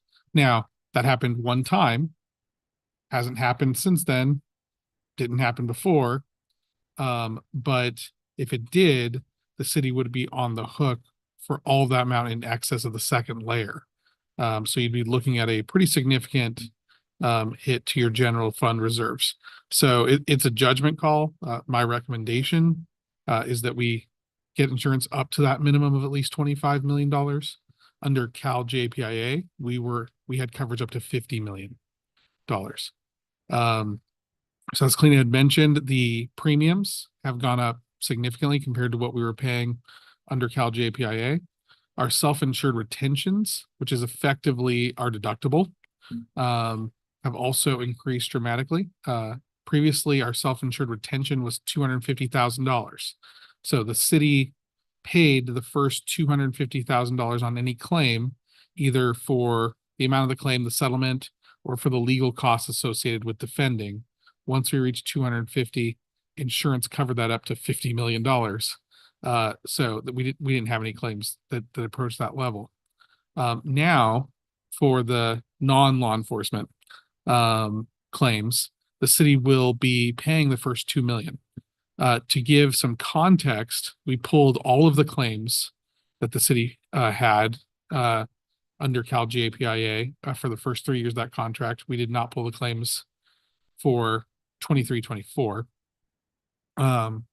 We had no non-law enforcement claims that met the $2 million. So the city, if we had this insurance structure for the last 4 years, our insurance would never have gotten hit at all. The city would be paying full freight for all the defense costs and all the settlement costs. On the law enforcement side, during that claims period, we only had one claim that exceeded the $6 million SIR that is being proposed, and it exceeded that by $774,000. So the city would have been responsible if that claim had been filed under this insurance structure. The city would have been responsible for paying the first $6 million of legal defense, settlement, or judgment. So looking at historically, how much has the city paid? Historically, you've had a insurance premium under $1.5 million per year. And historically, you've had legal costs and settlement costs under $3 million per year. Now you're looking at a premium of about $4.7 million just on the liability side. And if we averaged out those self-insured retention costs over those previous claims periods, and if we had this structure, you'd be expected to expend approximately $6 million per year in claims and legal costs. You take all those together and you are looking at, again, I don't have a crystal ball, but you're looking at about $10.7 million for premiums, legal costs, and claims on average. Now that average is thrown off by that one $6.7 million claim. We didn't have any other ones like it for 4 years, right? But it only takes one. And all of a sudden now you're out $6 million on the SIR. So it's going to require constant monitoring, as the city manager said. It's going to require a significant amount of review of our internal practices and training, which we had already started and begun implementing well before all of this occurred. And it's going to ensure, it's going to require probably more hands-on strategy when it comes to legal cases. Historically, we had a very low SIR. Almost every case got sent to Cal JPIA, and they made all of the decisions for the city on how those cases were handled and how they were resolved, because it was essentially their money. But now, like I said, every claim the city received over the past 4 years, the exception of one, would be handled entirely by the city. So it's going to be a new paradigm for the next few years till we can get a new claims history and try to get back into an insurance structure that is more similar to what we've had before. I want to also say this is not unique to the city of Hemet. The judgments in the law enforcement category of cases have been dramatically increasing. Judgments on motor vehicle collisions have been dramatically increasing as concepts such as traumatic brain injury and the research on that and the judgments related to life care plans have gone up. Our firm recently litigated a case involving a motor vehicle collision where a father and daughter rear-ended a sheriff's deputy cruiser that was parked on the side of the road, had its lights on, because the deputy was pursuing a fleeing suspect. And the vehicle driven by the father crashed into the back of that cruiser at highway speeds. Everyone's okay. But the doctors believed that the daughter was going to didn't have any impairments now, but they believed would have significant impairments in the future, similar to you see with pro football players, where over time there's a cumulative effect there. They were seeking approximately $40 million in damages. So that's just an example of something that happens every day with a law enforcement agency. There's a good end of the story. We got a defense verdict. But my understanding was it was close. But that's just an example of how just the routine everyday things, it doesn't have to be a big dramatic situation. The routine everyday things that law enforcement engages in, can result in a significant liability event. And it takes one of those now you have a $6 million hit to your general fund reserves. So it's going to be something that we're taking very seriously. We'll be actively monitoring at the city attorney's office level, but especially with the city manager. I think that's all the notes I had, unless you wanted to add something. Could I ask a question?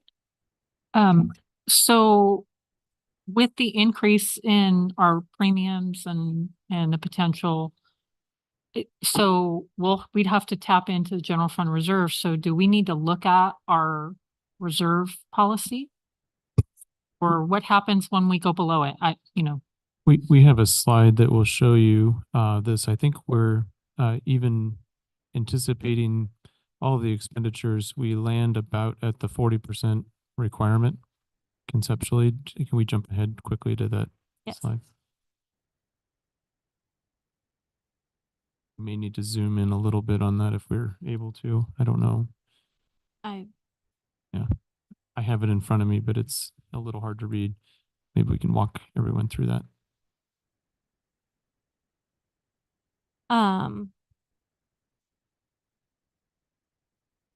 Yeah, sorry, I do not know how to zoom in on this. Maybe Gus has an answer for that.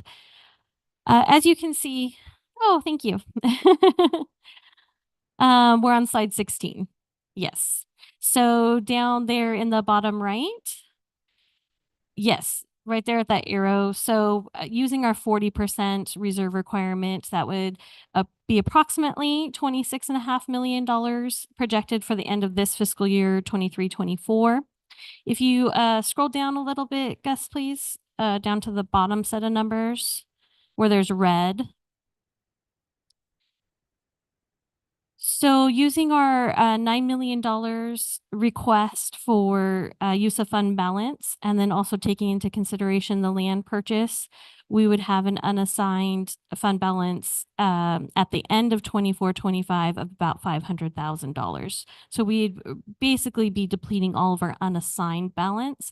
So if you wanted to do any further projects or I'm sorry, this is also taking into consideration before we knew of the premium increase. So if you do want the fullest coverage, which would cost another $1.2 million on top of what we'd budgeted, then we would need to go into the reserves and dip below the 40% reserve requirement. So what are the ramifications for doing that? Yeah, it would just be a council action to change the reserve requirement. We were previously at a 20% reserve requirement. You can go anywhere between the 20 and 40% that you would like to. And you can leave you can still leave the goal of 40 and then work to replenish it in future years. I think that the concern we have is that depending on what the cases look like, there may be the general fund may need to become a backstop for additional claim payments, and that's the concern. So there are a number of strategies that we can deploy to contain expenditures. And one of those, for example, I've mentioned to a couple of you, is in the in the draft budget, we have $2 million of one-time money intended for citywide paving. This is on top of the city's traditional investment to perform additional paving on citywide streets. It's probably in our best interest to design that work, get it ready to go, but to hold off on going to RFP until the spring, let's say in February or March, with pavement to follow 6 weeks later, with paving to follow 6 weeks later. That would give us an opportunity to evaluate what the claims look like over the preceding 6 months, evaluate the revenue trends, the expenditure trends, and if necessary, we could postpone that project and redirect that $2 million to shoring up the general fund surplus reserves. That's just one of several different ways that we can slow down expenditures.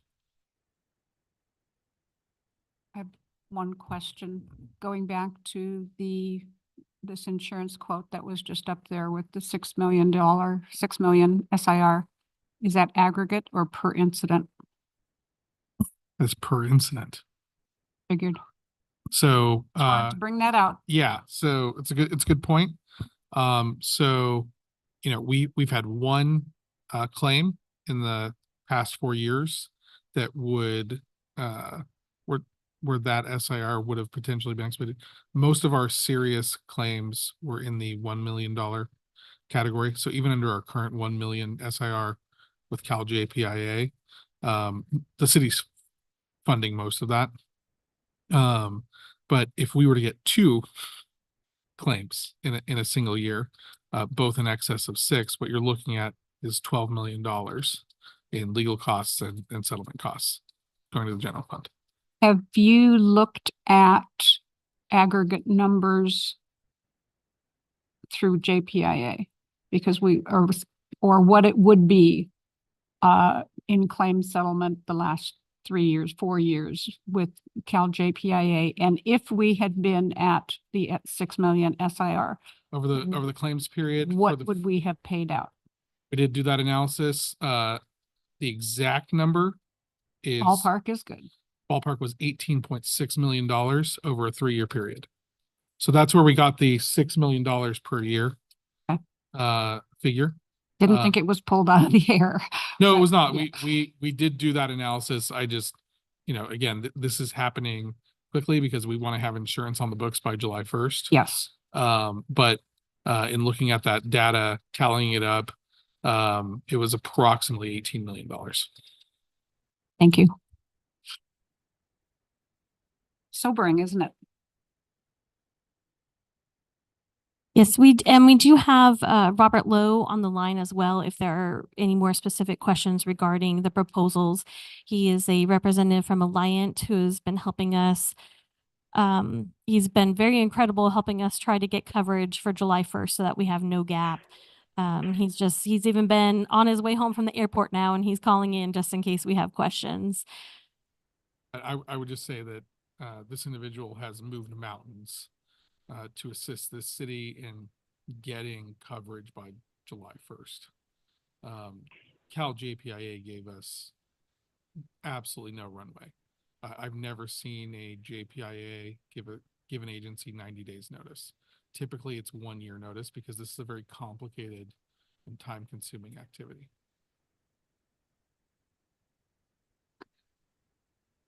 Aren't they the ones that wanted to settle and everything?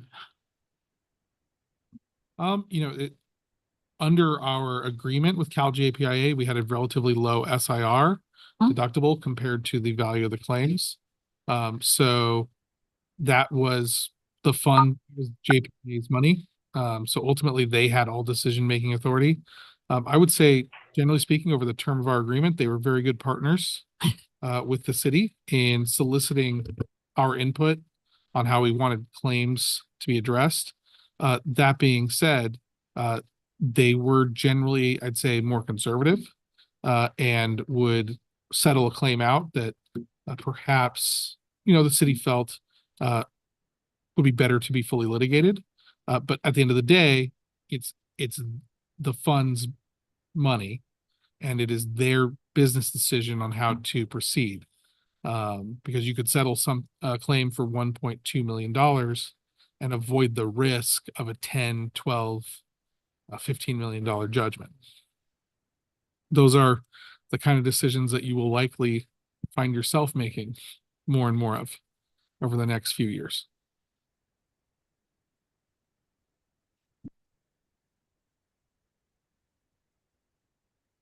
Would you like me to resume where we were? Okay, let me find.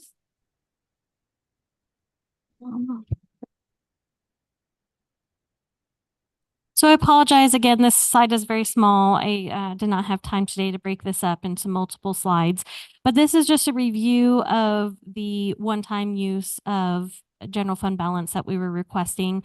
Again, nothing, the only things that have changed from prior budget workshops to now is that insurance premium.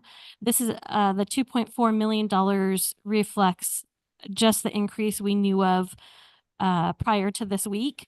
We were originally thought maybe the premium would come in at 3.5, but again, the proposals that just came in yesterday are more like 4.7. So that 2.4 number use of fund balance would actually really be a $3.6 million use of fund balance to get the maximum coverage under the new proposal. Again, the biggest projects here we do still have the citywide street improvement project for $2 million. We do have on top of everything, our liability insurance fund is upside down. It does have a deficit, and so we had discussed, I believe, at the first workshop to transfer $1 million from general fund reserves to start bringing that fund whole. So that $1 million is still on here. We also do still have some money for the trash enclosures, the facade improvement program, the kitchen grants, the election costs. We do have a placeholder for a contribution to the Pension 115 Trust, and some other lower dollar items that again were from previous budget workshops. The only use of fund balance from Measure U is the request for CityNet, and this is only the public safety portion. It does not include any of the motel or meal expenses. That's $532,800. So we propose and recommend using around $9 million of fund balance.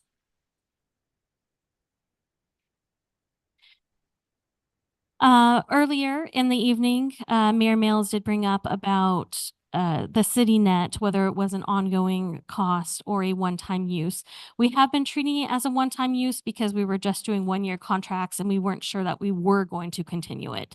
But it has seemed to be the desire of police and council and various people to continue it. So we do believe that this really should be an operational cost in future years.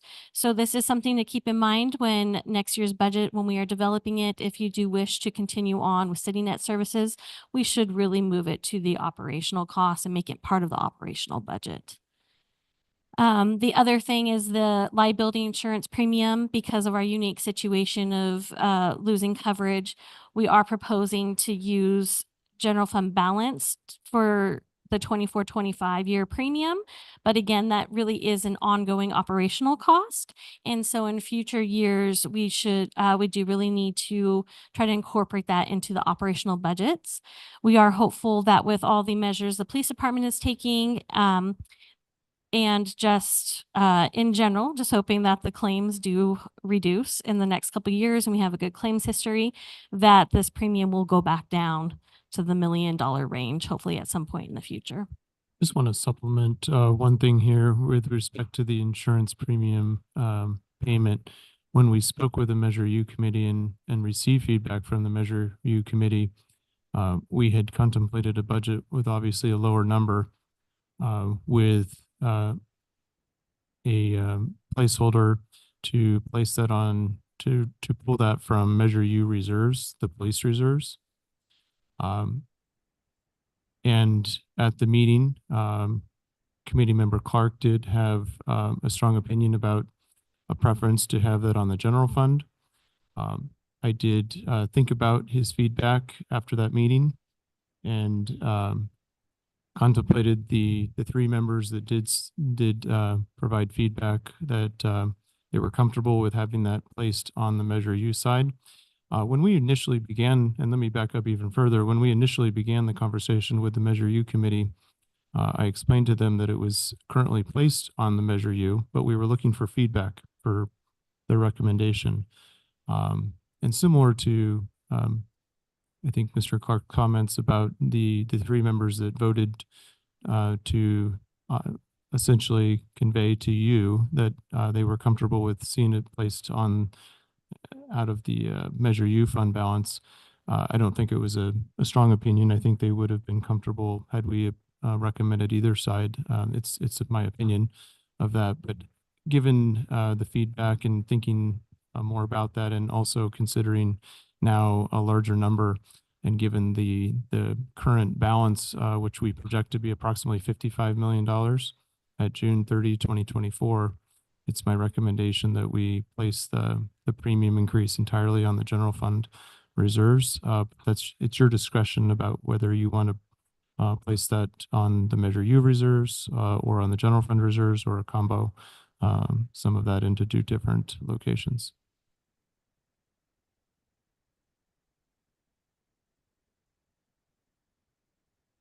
The next slide just kind of lists out our expenditure cost drivers. The number one cost driver is the salary and benefit increases that we anticipate for next year, because we did bring almost all positions up to a market mean. And so that is going to be about $5 million to the general fund anticipated cost increase. The liability budget increase, again, this $2.4 million is before we receive the updated information, that it could go as high as $3.6 million depending on your option for coverage. Another significant increase is the unfunded accrued liability payment to CalPERS. That did increase by about $1 million this year. Again, we were able to get a $250,000 discount due to an early payment, but it is increasing significantly and will likely increase the next couple of years as well.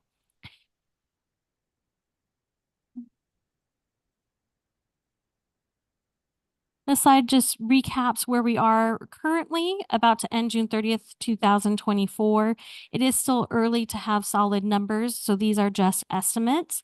This is the first year that the 40% general fund reserve requirement goes into effect. So we are projecting about a $22 million reserve at the close of this fiscal year, with an unassigned fund balance of around $15 million.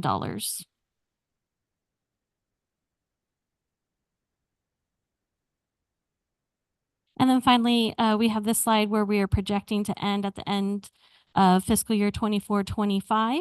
Again, with all of our requests for one-time use of fund balance, we are projecting to use up all of our unassigned fund balance.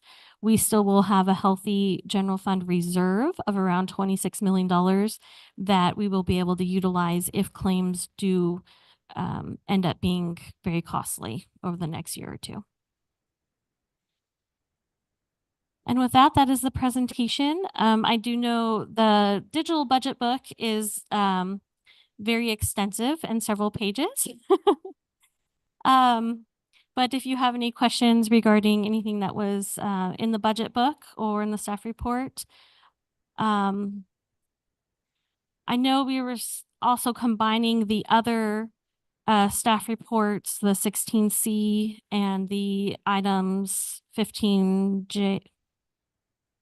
I and J as well. Again, items 15I and 15J, third-party administrators, those were new costs that we had to incur because CJPI previously ran those, handled the third-party administrators through their contract. So those are new.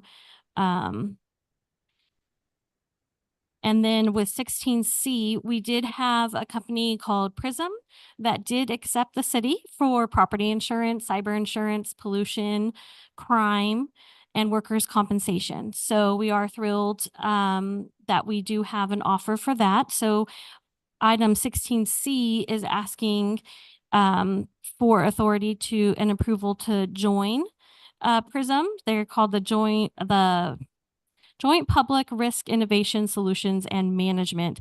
And I believe this is the group that we were insured with before, CJPIA. And we just received, about an hour before the council meeting started tonight, we did receive the proposals for the workers' compensation. It is not, it is just slightly higher than what we are currently paying. And the workers' compensation goes to the PRISM board on this upcoming Thursday, June 27th for approval. But we've been pretty much assured that that will be approved with no problem.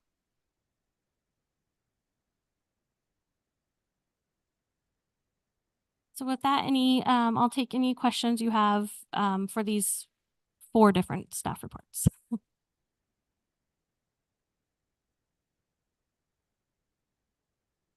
Can you put the slide back up on the insurance quote, this last liability?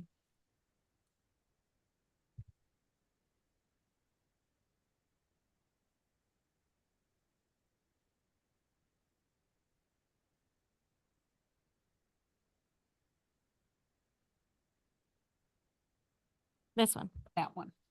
So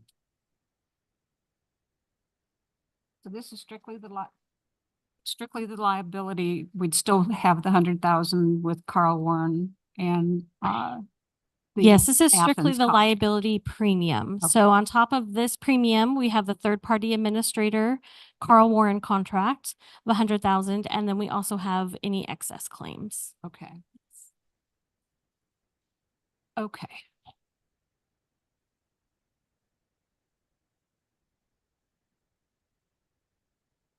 So basically for what, 4.5 million premium? Is that what that looks like at the bottom?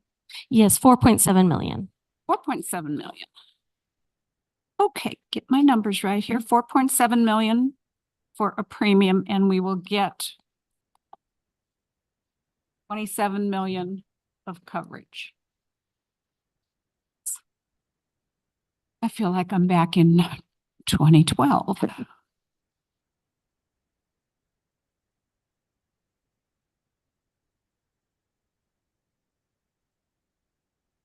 I don't think we have a choice. It's a bitter pill, but I don't think we have any choice. And then I think we need to be really, really, really into training, safety, reining in our spending in our belts and praying to God that the economy doesn't crash. That's my motion. That's not really a motion. That's conversation. That's my personal opinion is on all of this, but on this, we don't have a choice.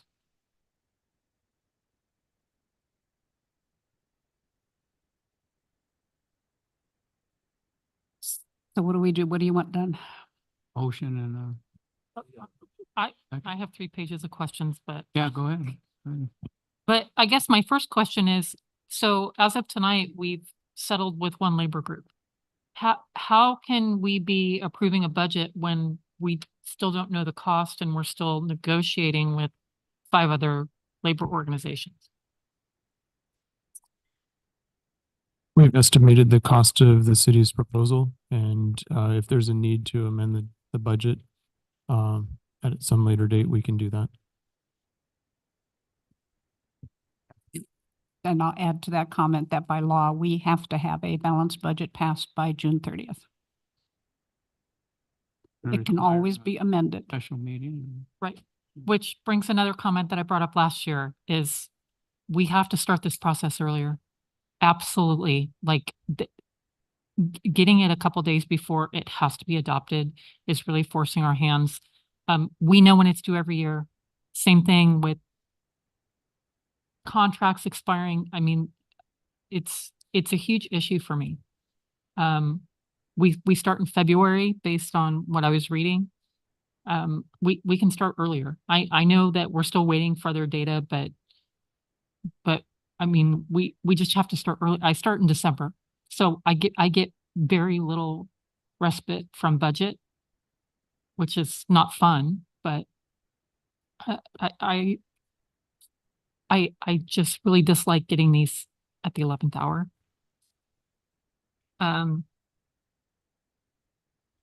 So, I mean, I went through the entire budget. I have a lot of comments and I'm probably not going to touch on all of them. But one thing that came up today, so on page 3 of the staff report, it's talking about our officers to public ratio. What are we at now? I mean, I've heard people talk about it, but do we know what our ratio is? And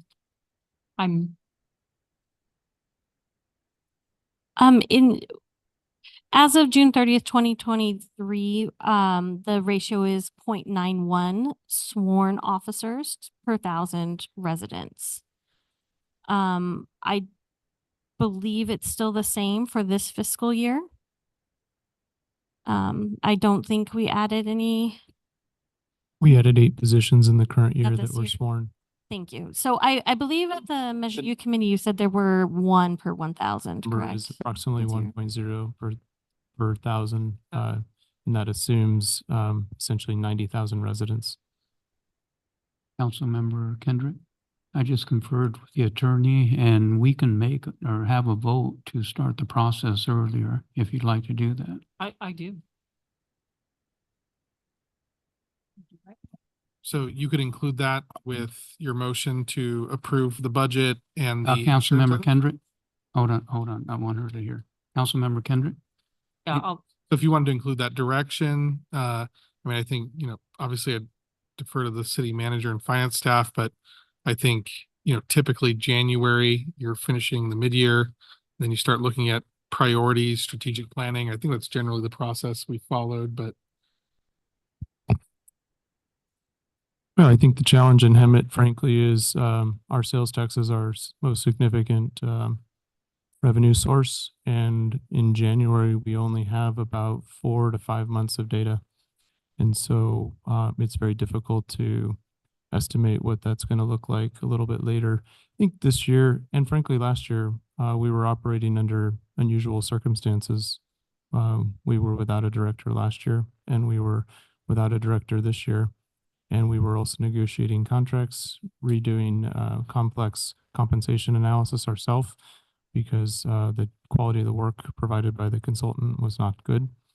And it's been an extraordinary lift for our finance staff in particular, which is why I call them heroic in the transmittal letter. They've really done just an unbelievable job, as well as our HR staff. And it's everyone on the team that's done that work to spend weekends and additional hours pulling data, analyzing data, validating data. And so I know our staff's worked really hard, and I'm hopeful that we can start a little earlier as well next year.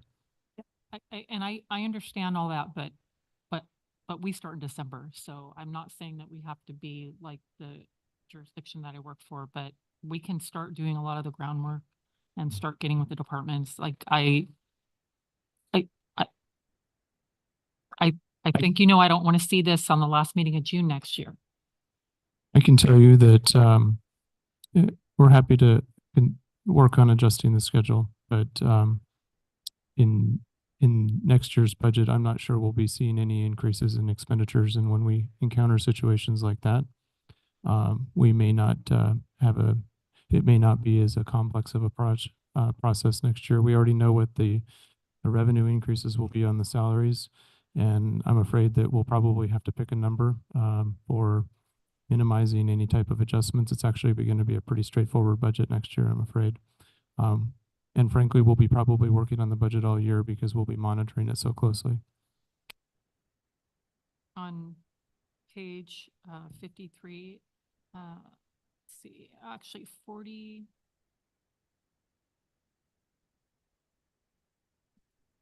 43 of the reso of the package. And so on line 8, it does say that city manager may reduce expenditure appropriations and funds as a method of fiscal control. Will we be notified when they're substantial? Absolutely. What's the status on our diff update? Because that's going to help. That'll help with different funds. And I don't have the update on the status of our RFP. do we have a staff member that has that status? No.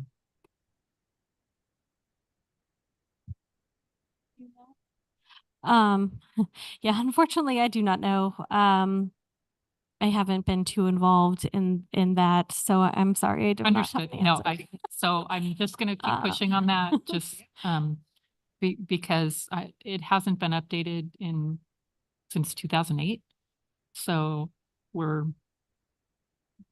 behind and we're probably, eating that cost of doing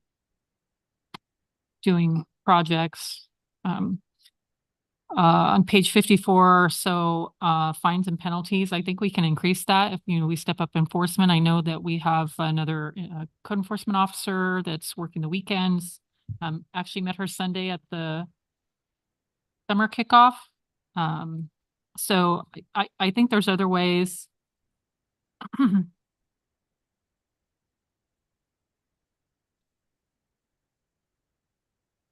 On page 54.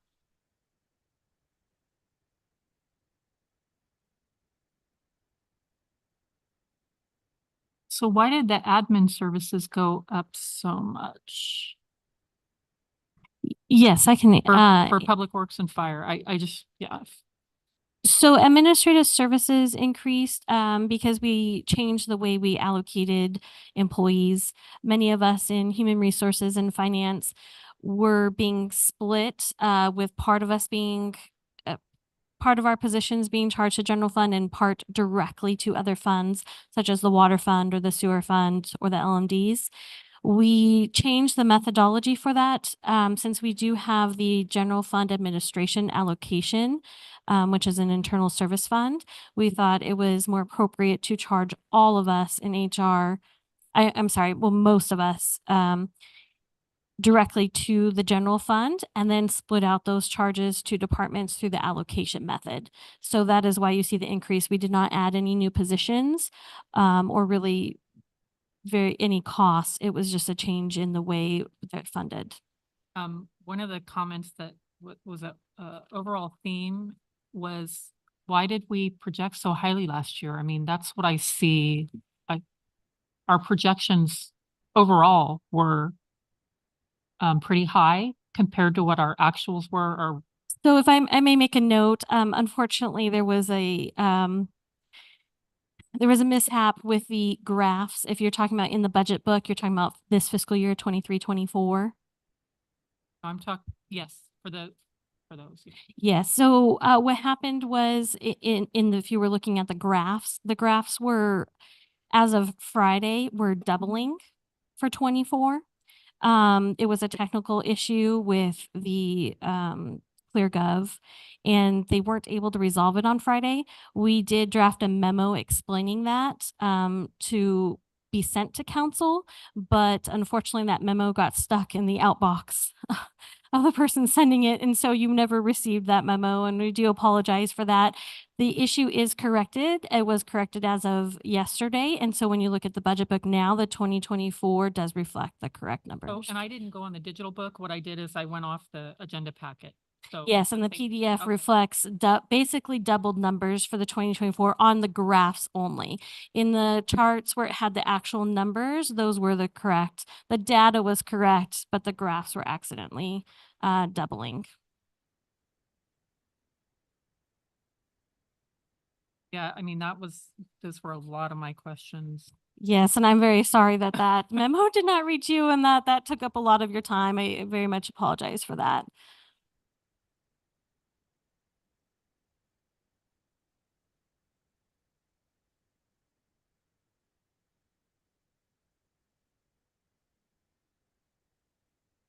And then was there a problem on the 25 column? Because no, that column was correct.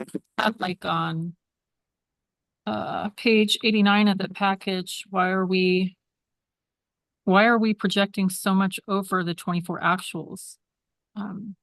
So that's on page 1179 in the packet.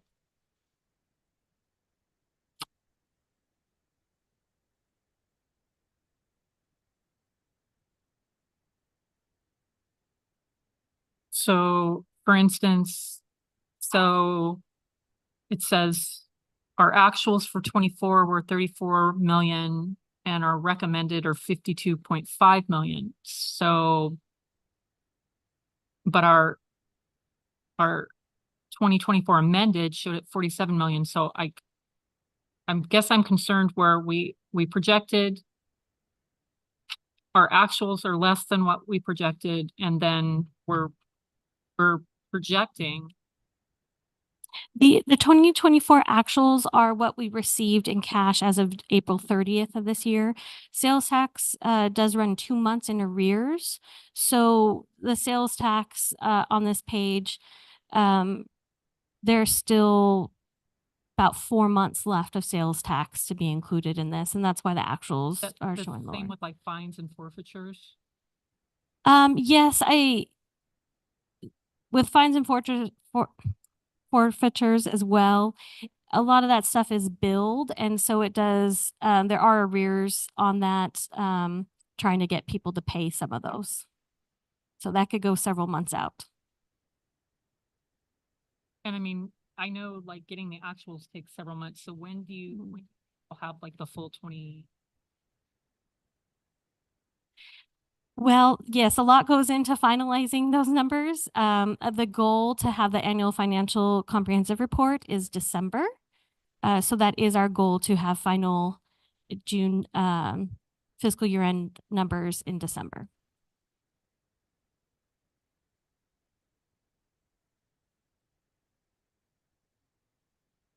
Sorry, I'm trying to go through. No, this. no worries.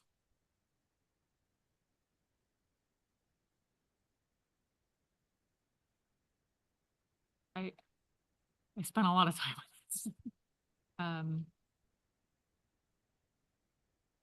1194. And also just a note as well, the digital budget book is really a great format for presenting the data. So if you also do have suggestions of how you would like to see the data displayed, or you'd like different charts or graphs, feel free to let us know that, and we can incorporate that into next year's budget book. I'm comfortable with ClearGov. Enough said.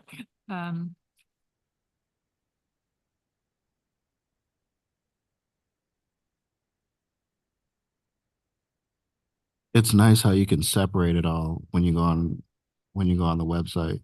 You don't have to print the entire thing. You can view it separately, and you don't have to, it's not so overwhelming.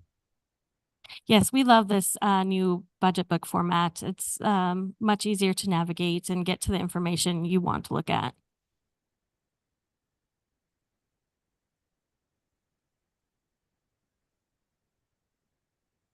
Yeah, those graphs were killing me. I am so sorry. just like, what was I thinking? Yes, I am so sorry. Those graphs. I'm so sorry you did not get the memo about the graphs. So, I have like some noted increases, like with the percentages. So, I didn't notate what department, but I have the page of the staff report and the page of the agenda. So, particularly, so on page 254 of the staff report, or 1342 of the packet. So professional services, specialized services increased by 8,258%. Right. Yes, I believe, if memory serves, this is the police department's professional services, and correct, they have 77,500 in the amended budget for this year and around 626,000 for next year. That is a huge increase due to their new flock system.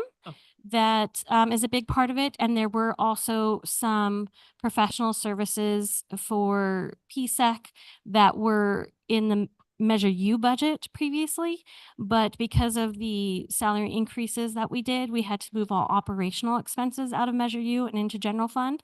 And so some of those professional services moved over. That makes sense. It's just when I see that number, I was like, yeah, that is that's a big number. On page 295, there's a 1,136 percentage increase. So do you have the agenda packet page? 1382.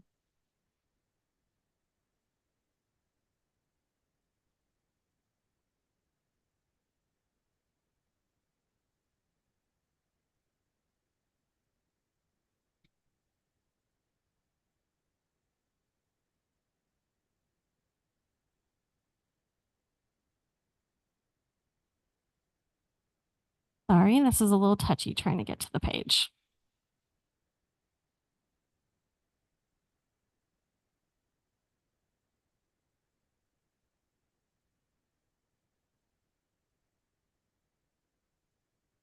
Okay, you said 1382? I'm only seeing some charts on that page. Let me check the next page. Oh, I see what you're saying. Okay, yes, that is, again, Police Department, the technology program, professional services. Again, I think this is what happened was that we moved all of the Measure U expenditures. And again, I think this is, this might be, one of them's PSEC and one of them's Flock, the one we just discussed. So it was mostly increases in those two programs plus moving over Measure U expenditures. On 1482, so in this is a question that I have on several more, but it's the maintenance and operation and parts and supplies. So this there was a 19,770% increase and then a 14,890% increase. So, but that, like I said, I have that on several pages going forward. There's 1,000% on another one, 3,000 on another. So what's going on there, Colleen? Yes, on 1482. Okay. Yes, these are the lighting and landscape districts. So the large percentages you're referring to are in the streetlight districts. And what happened, I believe that is budget for pole replacements. So in current year, there's only $10 budgeted for each of those districts. And in next year's proposed for one district to go to 1,500 and another district to go to 700. And that's to have on place in case they need to do a pole replacement. Okay, perfect. I just need to talk to you before the meeting.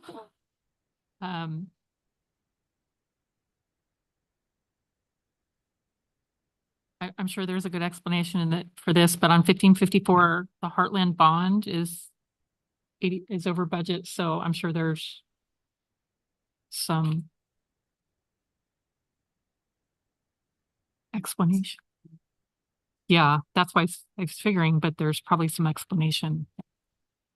No, wasn't there a city manager says that's because of all the, they had to replace all the copper wiring, and replaced all the lights and everything. We just passed that. Yes, I'm not sure why the graph is showing such a large over budget. If you go down to page 1556, where it has the actual numbers for the Heartland bond, we have a budget of 756,000 for current year, and we're projected to spend just that. And then for next year, it's about 757,000. Okay. So that graph must still have a technical issue with it. And I apologize, like I was reviewing this one morning, so 1565. Wait, 1565.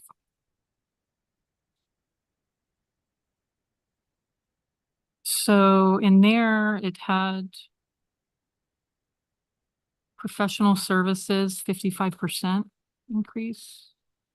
Yes, so this is non-departmental, and this is professional services that we felt, professional services that have in prior years been in city council or city manager budgets that we're thinking were more of a non-departmental nature and shouldn't be directly in your budgets. And those examples are the League of California Cities dues, the WRCOG dues, all of those dues that totaled, I think, around like $70,000. We moved out of the council and city managers budgets and put them in non-departmental. So it's because it's more of a citywide expense. Additionally, we did put in $90,000 as a new cost for lobbying efforts. And then I do believe that there's $100,000 for a development study in there. So that's the 257 is the $100,000 development study, the $90,000 lobbying, and then the remainder is all those dues that we moved out. Okay, and then, last one, city attorney, you know I'm gonna ask, right? 416% increase, can you explain? We're on page 1571 of the agenda packet.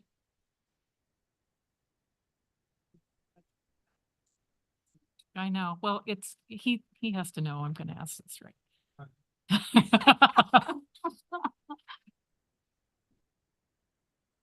Sure. So, frankly, I'm not familiar with that particular line item. Our professional services are typically accounted for elsewhere. I'd have to defer to the finance department on that.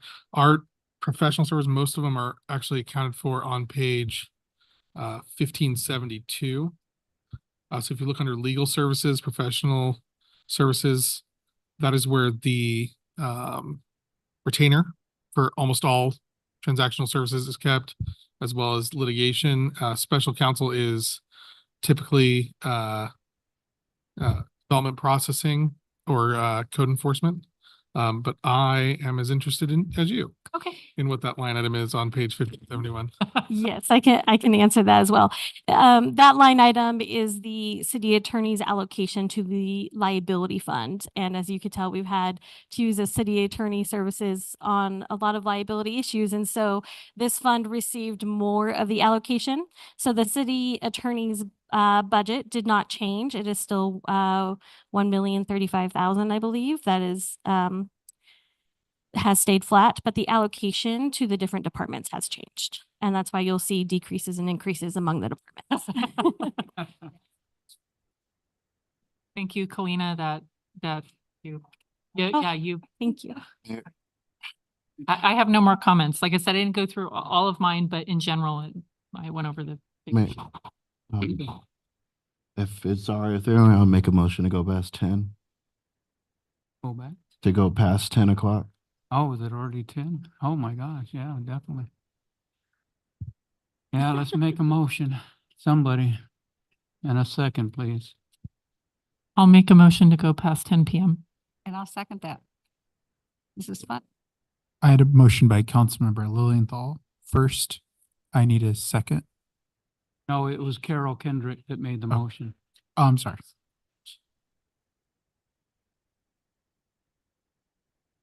Council, please cast your votes. I have a motion by Councilmember Kendrick, second by Councilmember Krupa.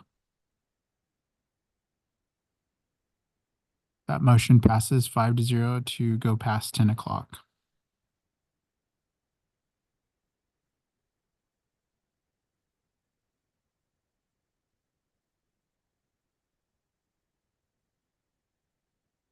Continue. You're done. Okay. Done. I thank Kalina. Right. So now where are we there? Attorney here. I got lost. So unless there was further discussion, a motion could be to approve as presented staff recommendation on items 16D, 16C, 16G, which was the added item, and then the two items from the consent calendar, which I believe were I and J. I and J. I have a motion, please, and a second. So moved. Second. So second. No. Council, please cast your votes. I have a motion by Councilmember Krupa, second by Councilmember Lilienthal. That motion passes 5-0.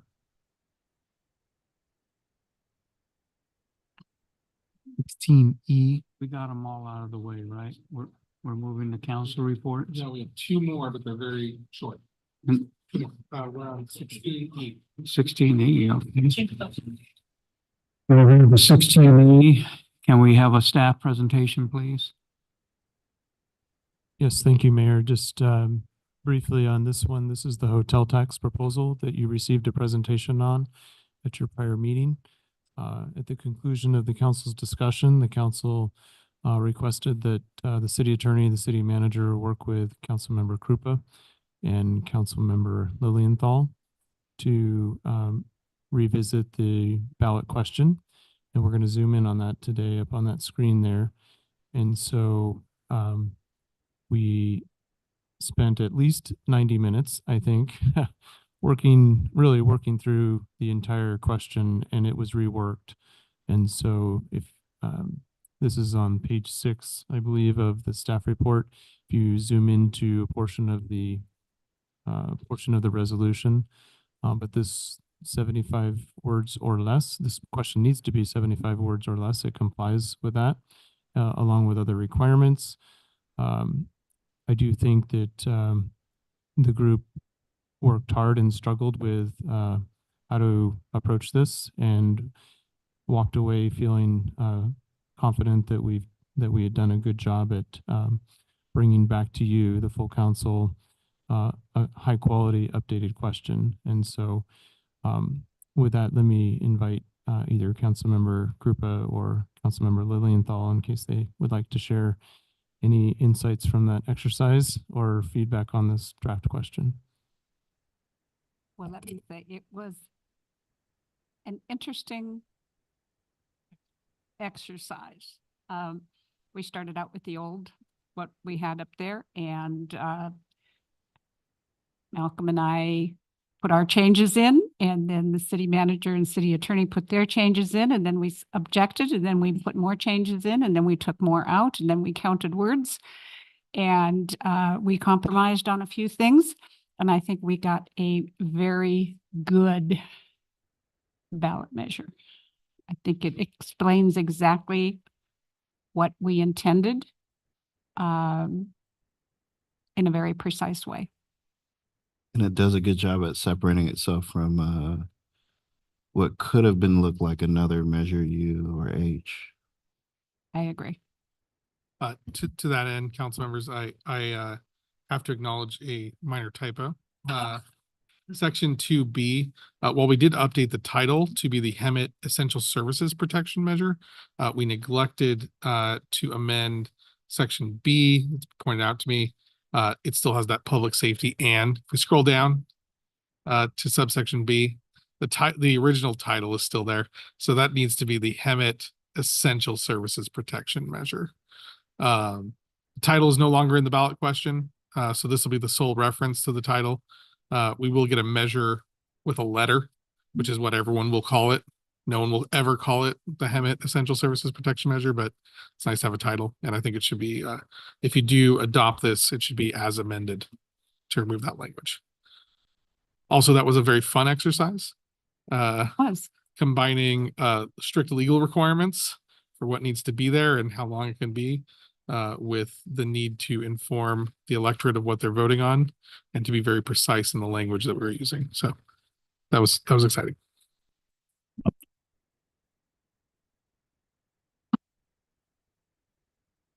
We should have had like the changes to show everyone. I think almost the entire question would be new, with the exception of maybe the last phrase or two at the end. A scalpel was not used. This was surgery, heavy surgery.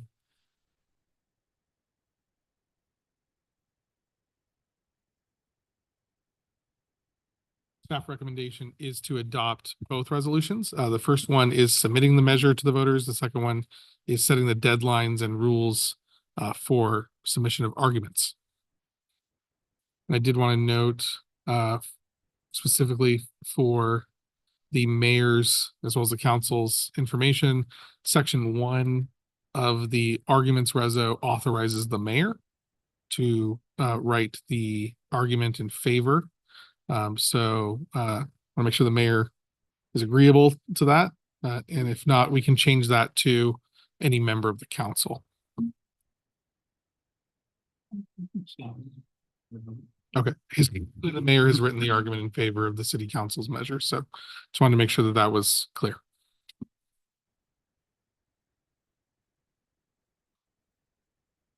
Good.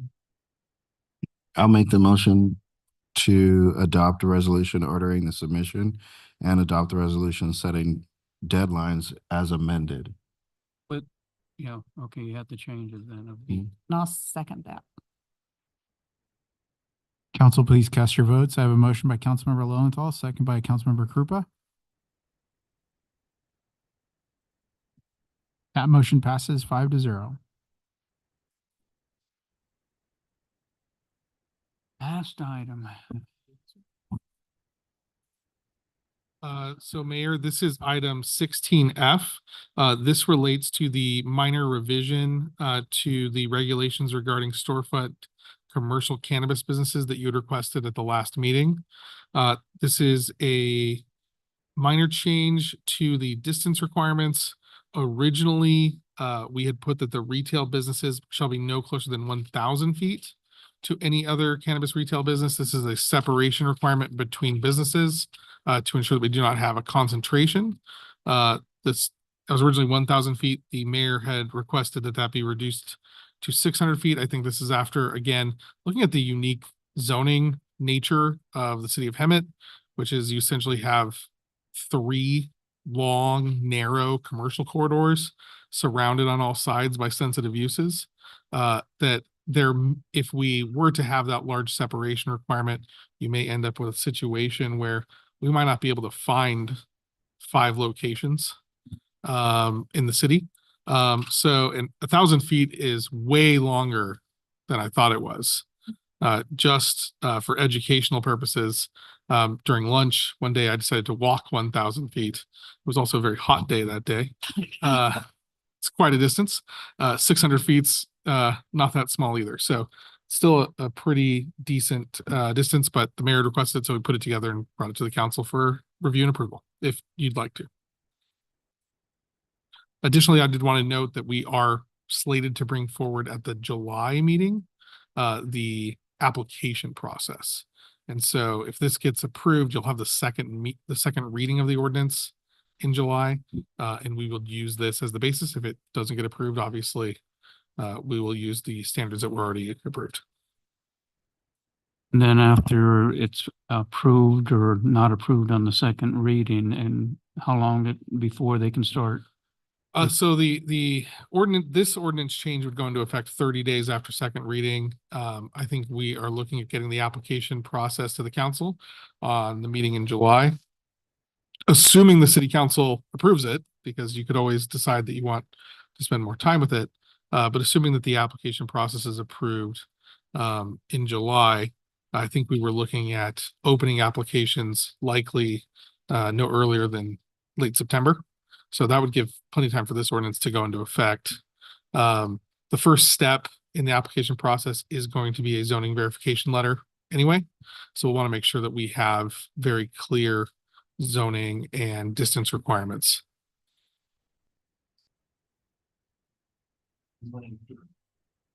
Does that include like the amount of like the taxes associated with it? No, so the taxes were set by the voters. And also the city council has adjusted them by resolution as allowed by the voters. So that the tax rates have already been set.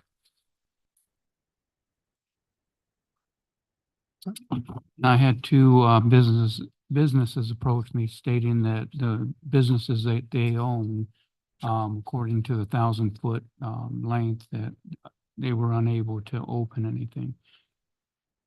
I realize, you know, that we have cannabis stores in San Jacinto, one outside our border here in the county. And San Jacinto since 2020 has made in taxes $5,000 from 2020 to 2024. We need the revenue here. I'm sorry? 5 million. 5 million, I mean, I'm sorry, 5 million. And Hemet needs the revenue in here, especially for our first responders. We got to keep them. We got to be able to add new. Yeah, I know Measure U's there, but we still need taxes for, especially in the predicament Insurance. we're in right now. What's that? For the assurance. Yeah. So that was my main reason for that. So.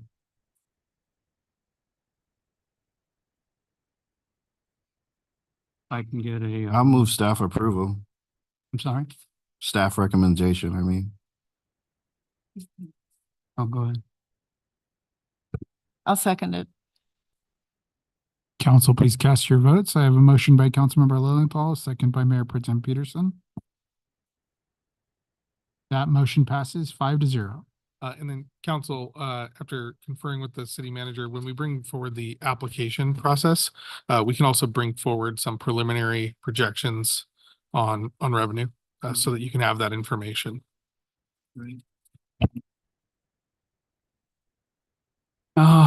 Was that the last one? That's it. Okay, now we'll move to city council report. What's that? I can't hear you. So can we skip? What was the vote? Oh, that was 5-0. Okay, can we skip? I would be happy to be honest with you. It's up to you guys. I need a vote from everybody, or if you want to skip it. What time is it? 10:10. If a member, if a council member wanted to make a motion to adjourn, that would be in order. Okay, Wait, hold on. Can I add something to the agenda? no. Well, I mean, you let me do it twice, so it only seems fair. Well, in the spirit of Stony Mountain, I'd like to see if we could, if the council would be comfortable with adding a policy to seek approval to propose a traffic calming policy, which should aim to streamline the process for residents to address traffic calming concerns in their neighborhoods. And so instead of people having to come like that, they could apply for an application. I'm thinking them getting votes like how we have to get, not votes, but signatures, like how we have to do. Yeah. And then they bring it in, and then they have meetings just like how Stony Mountain did. And like that. So we could certainly look at developing policy. I know other agencies have. I think you're probably going to want it to maybe be, I'm going to use this phrase, it's going to be quoted, I'm sure, maybe a little less democratic, and more based on warrants like we do with other traffic safety measures. Yeah. So, for example, Public Works Department did a speed analysis to see if it would be justified in the Stony Mountain case. I think that if we had it done by petition, I think you might see speed humps going into a lot of places where it may not actually be safe to put them in. And right now like I said, we're trying to keep the liability down, but I think the city manager has reviewed some example policies that we could certainly look at. Well, and go ahead. Wouldn't, funding be an issue as well? It could, but I do think that the idea to have a policy for how those requests are made, how they're evaluated, and how they're brought forward, so it's not quite so ad hoc, I think it's a really good idea from a legal perspective. That's what our traffic commission used to do. Because I sat on traffic commission for many years and we did policy like that, and we listened to all citizens when they come in and demanded speed bumps and speed lumps and speed changes and no parking signs that wouldn't affect them in their neighborhood, but it would affect everybody else. But that's what a traffic commission of citizens would sit and listen to. And it was really good. Allocated to the planning commission now? You really want to put that on planning commission? They've got enough to do. Or they would. Plus, they haven't gone to traffic school yet. And there's the legal warrants that you have to look at, the liability of putting stop signs in, because stop signs actually cause accidents. There's a lot to be considered on that, but yeah, policies are great. And to add to it, SCAG has, it's like a quick build project or thing. So if we had a policy, I think if we had like a couple of shovel-ready projects, as far as funding is concerned, we could look at grants from SCAG instead of us funding it ourselves. So the council could have a motion to add that to a future agenda item if you'd like. Sounds like we have a motion from Councilmember Lilienthal to do that. Council, please cast your votes. I have a motion by Councilmember Lilienthal, a second by Councilmember Krupa. That motion passes 5-0. There being no further business, this meeting is adjourned to next city council meeting on July 9, 2024. Thank you for joining us tonight. And can we take the Cal JPIA off, Jackie and I? Yeah. I was just looking at. I was a little triggered.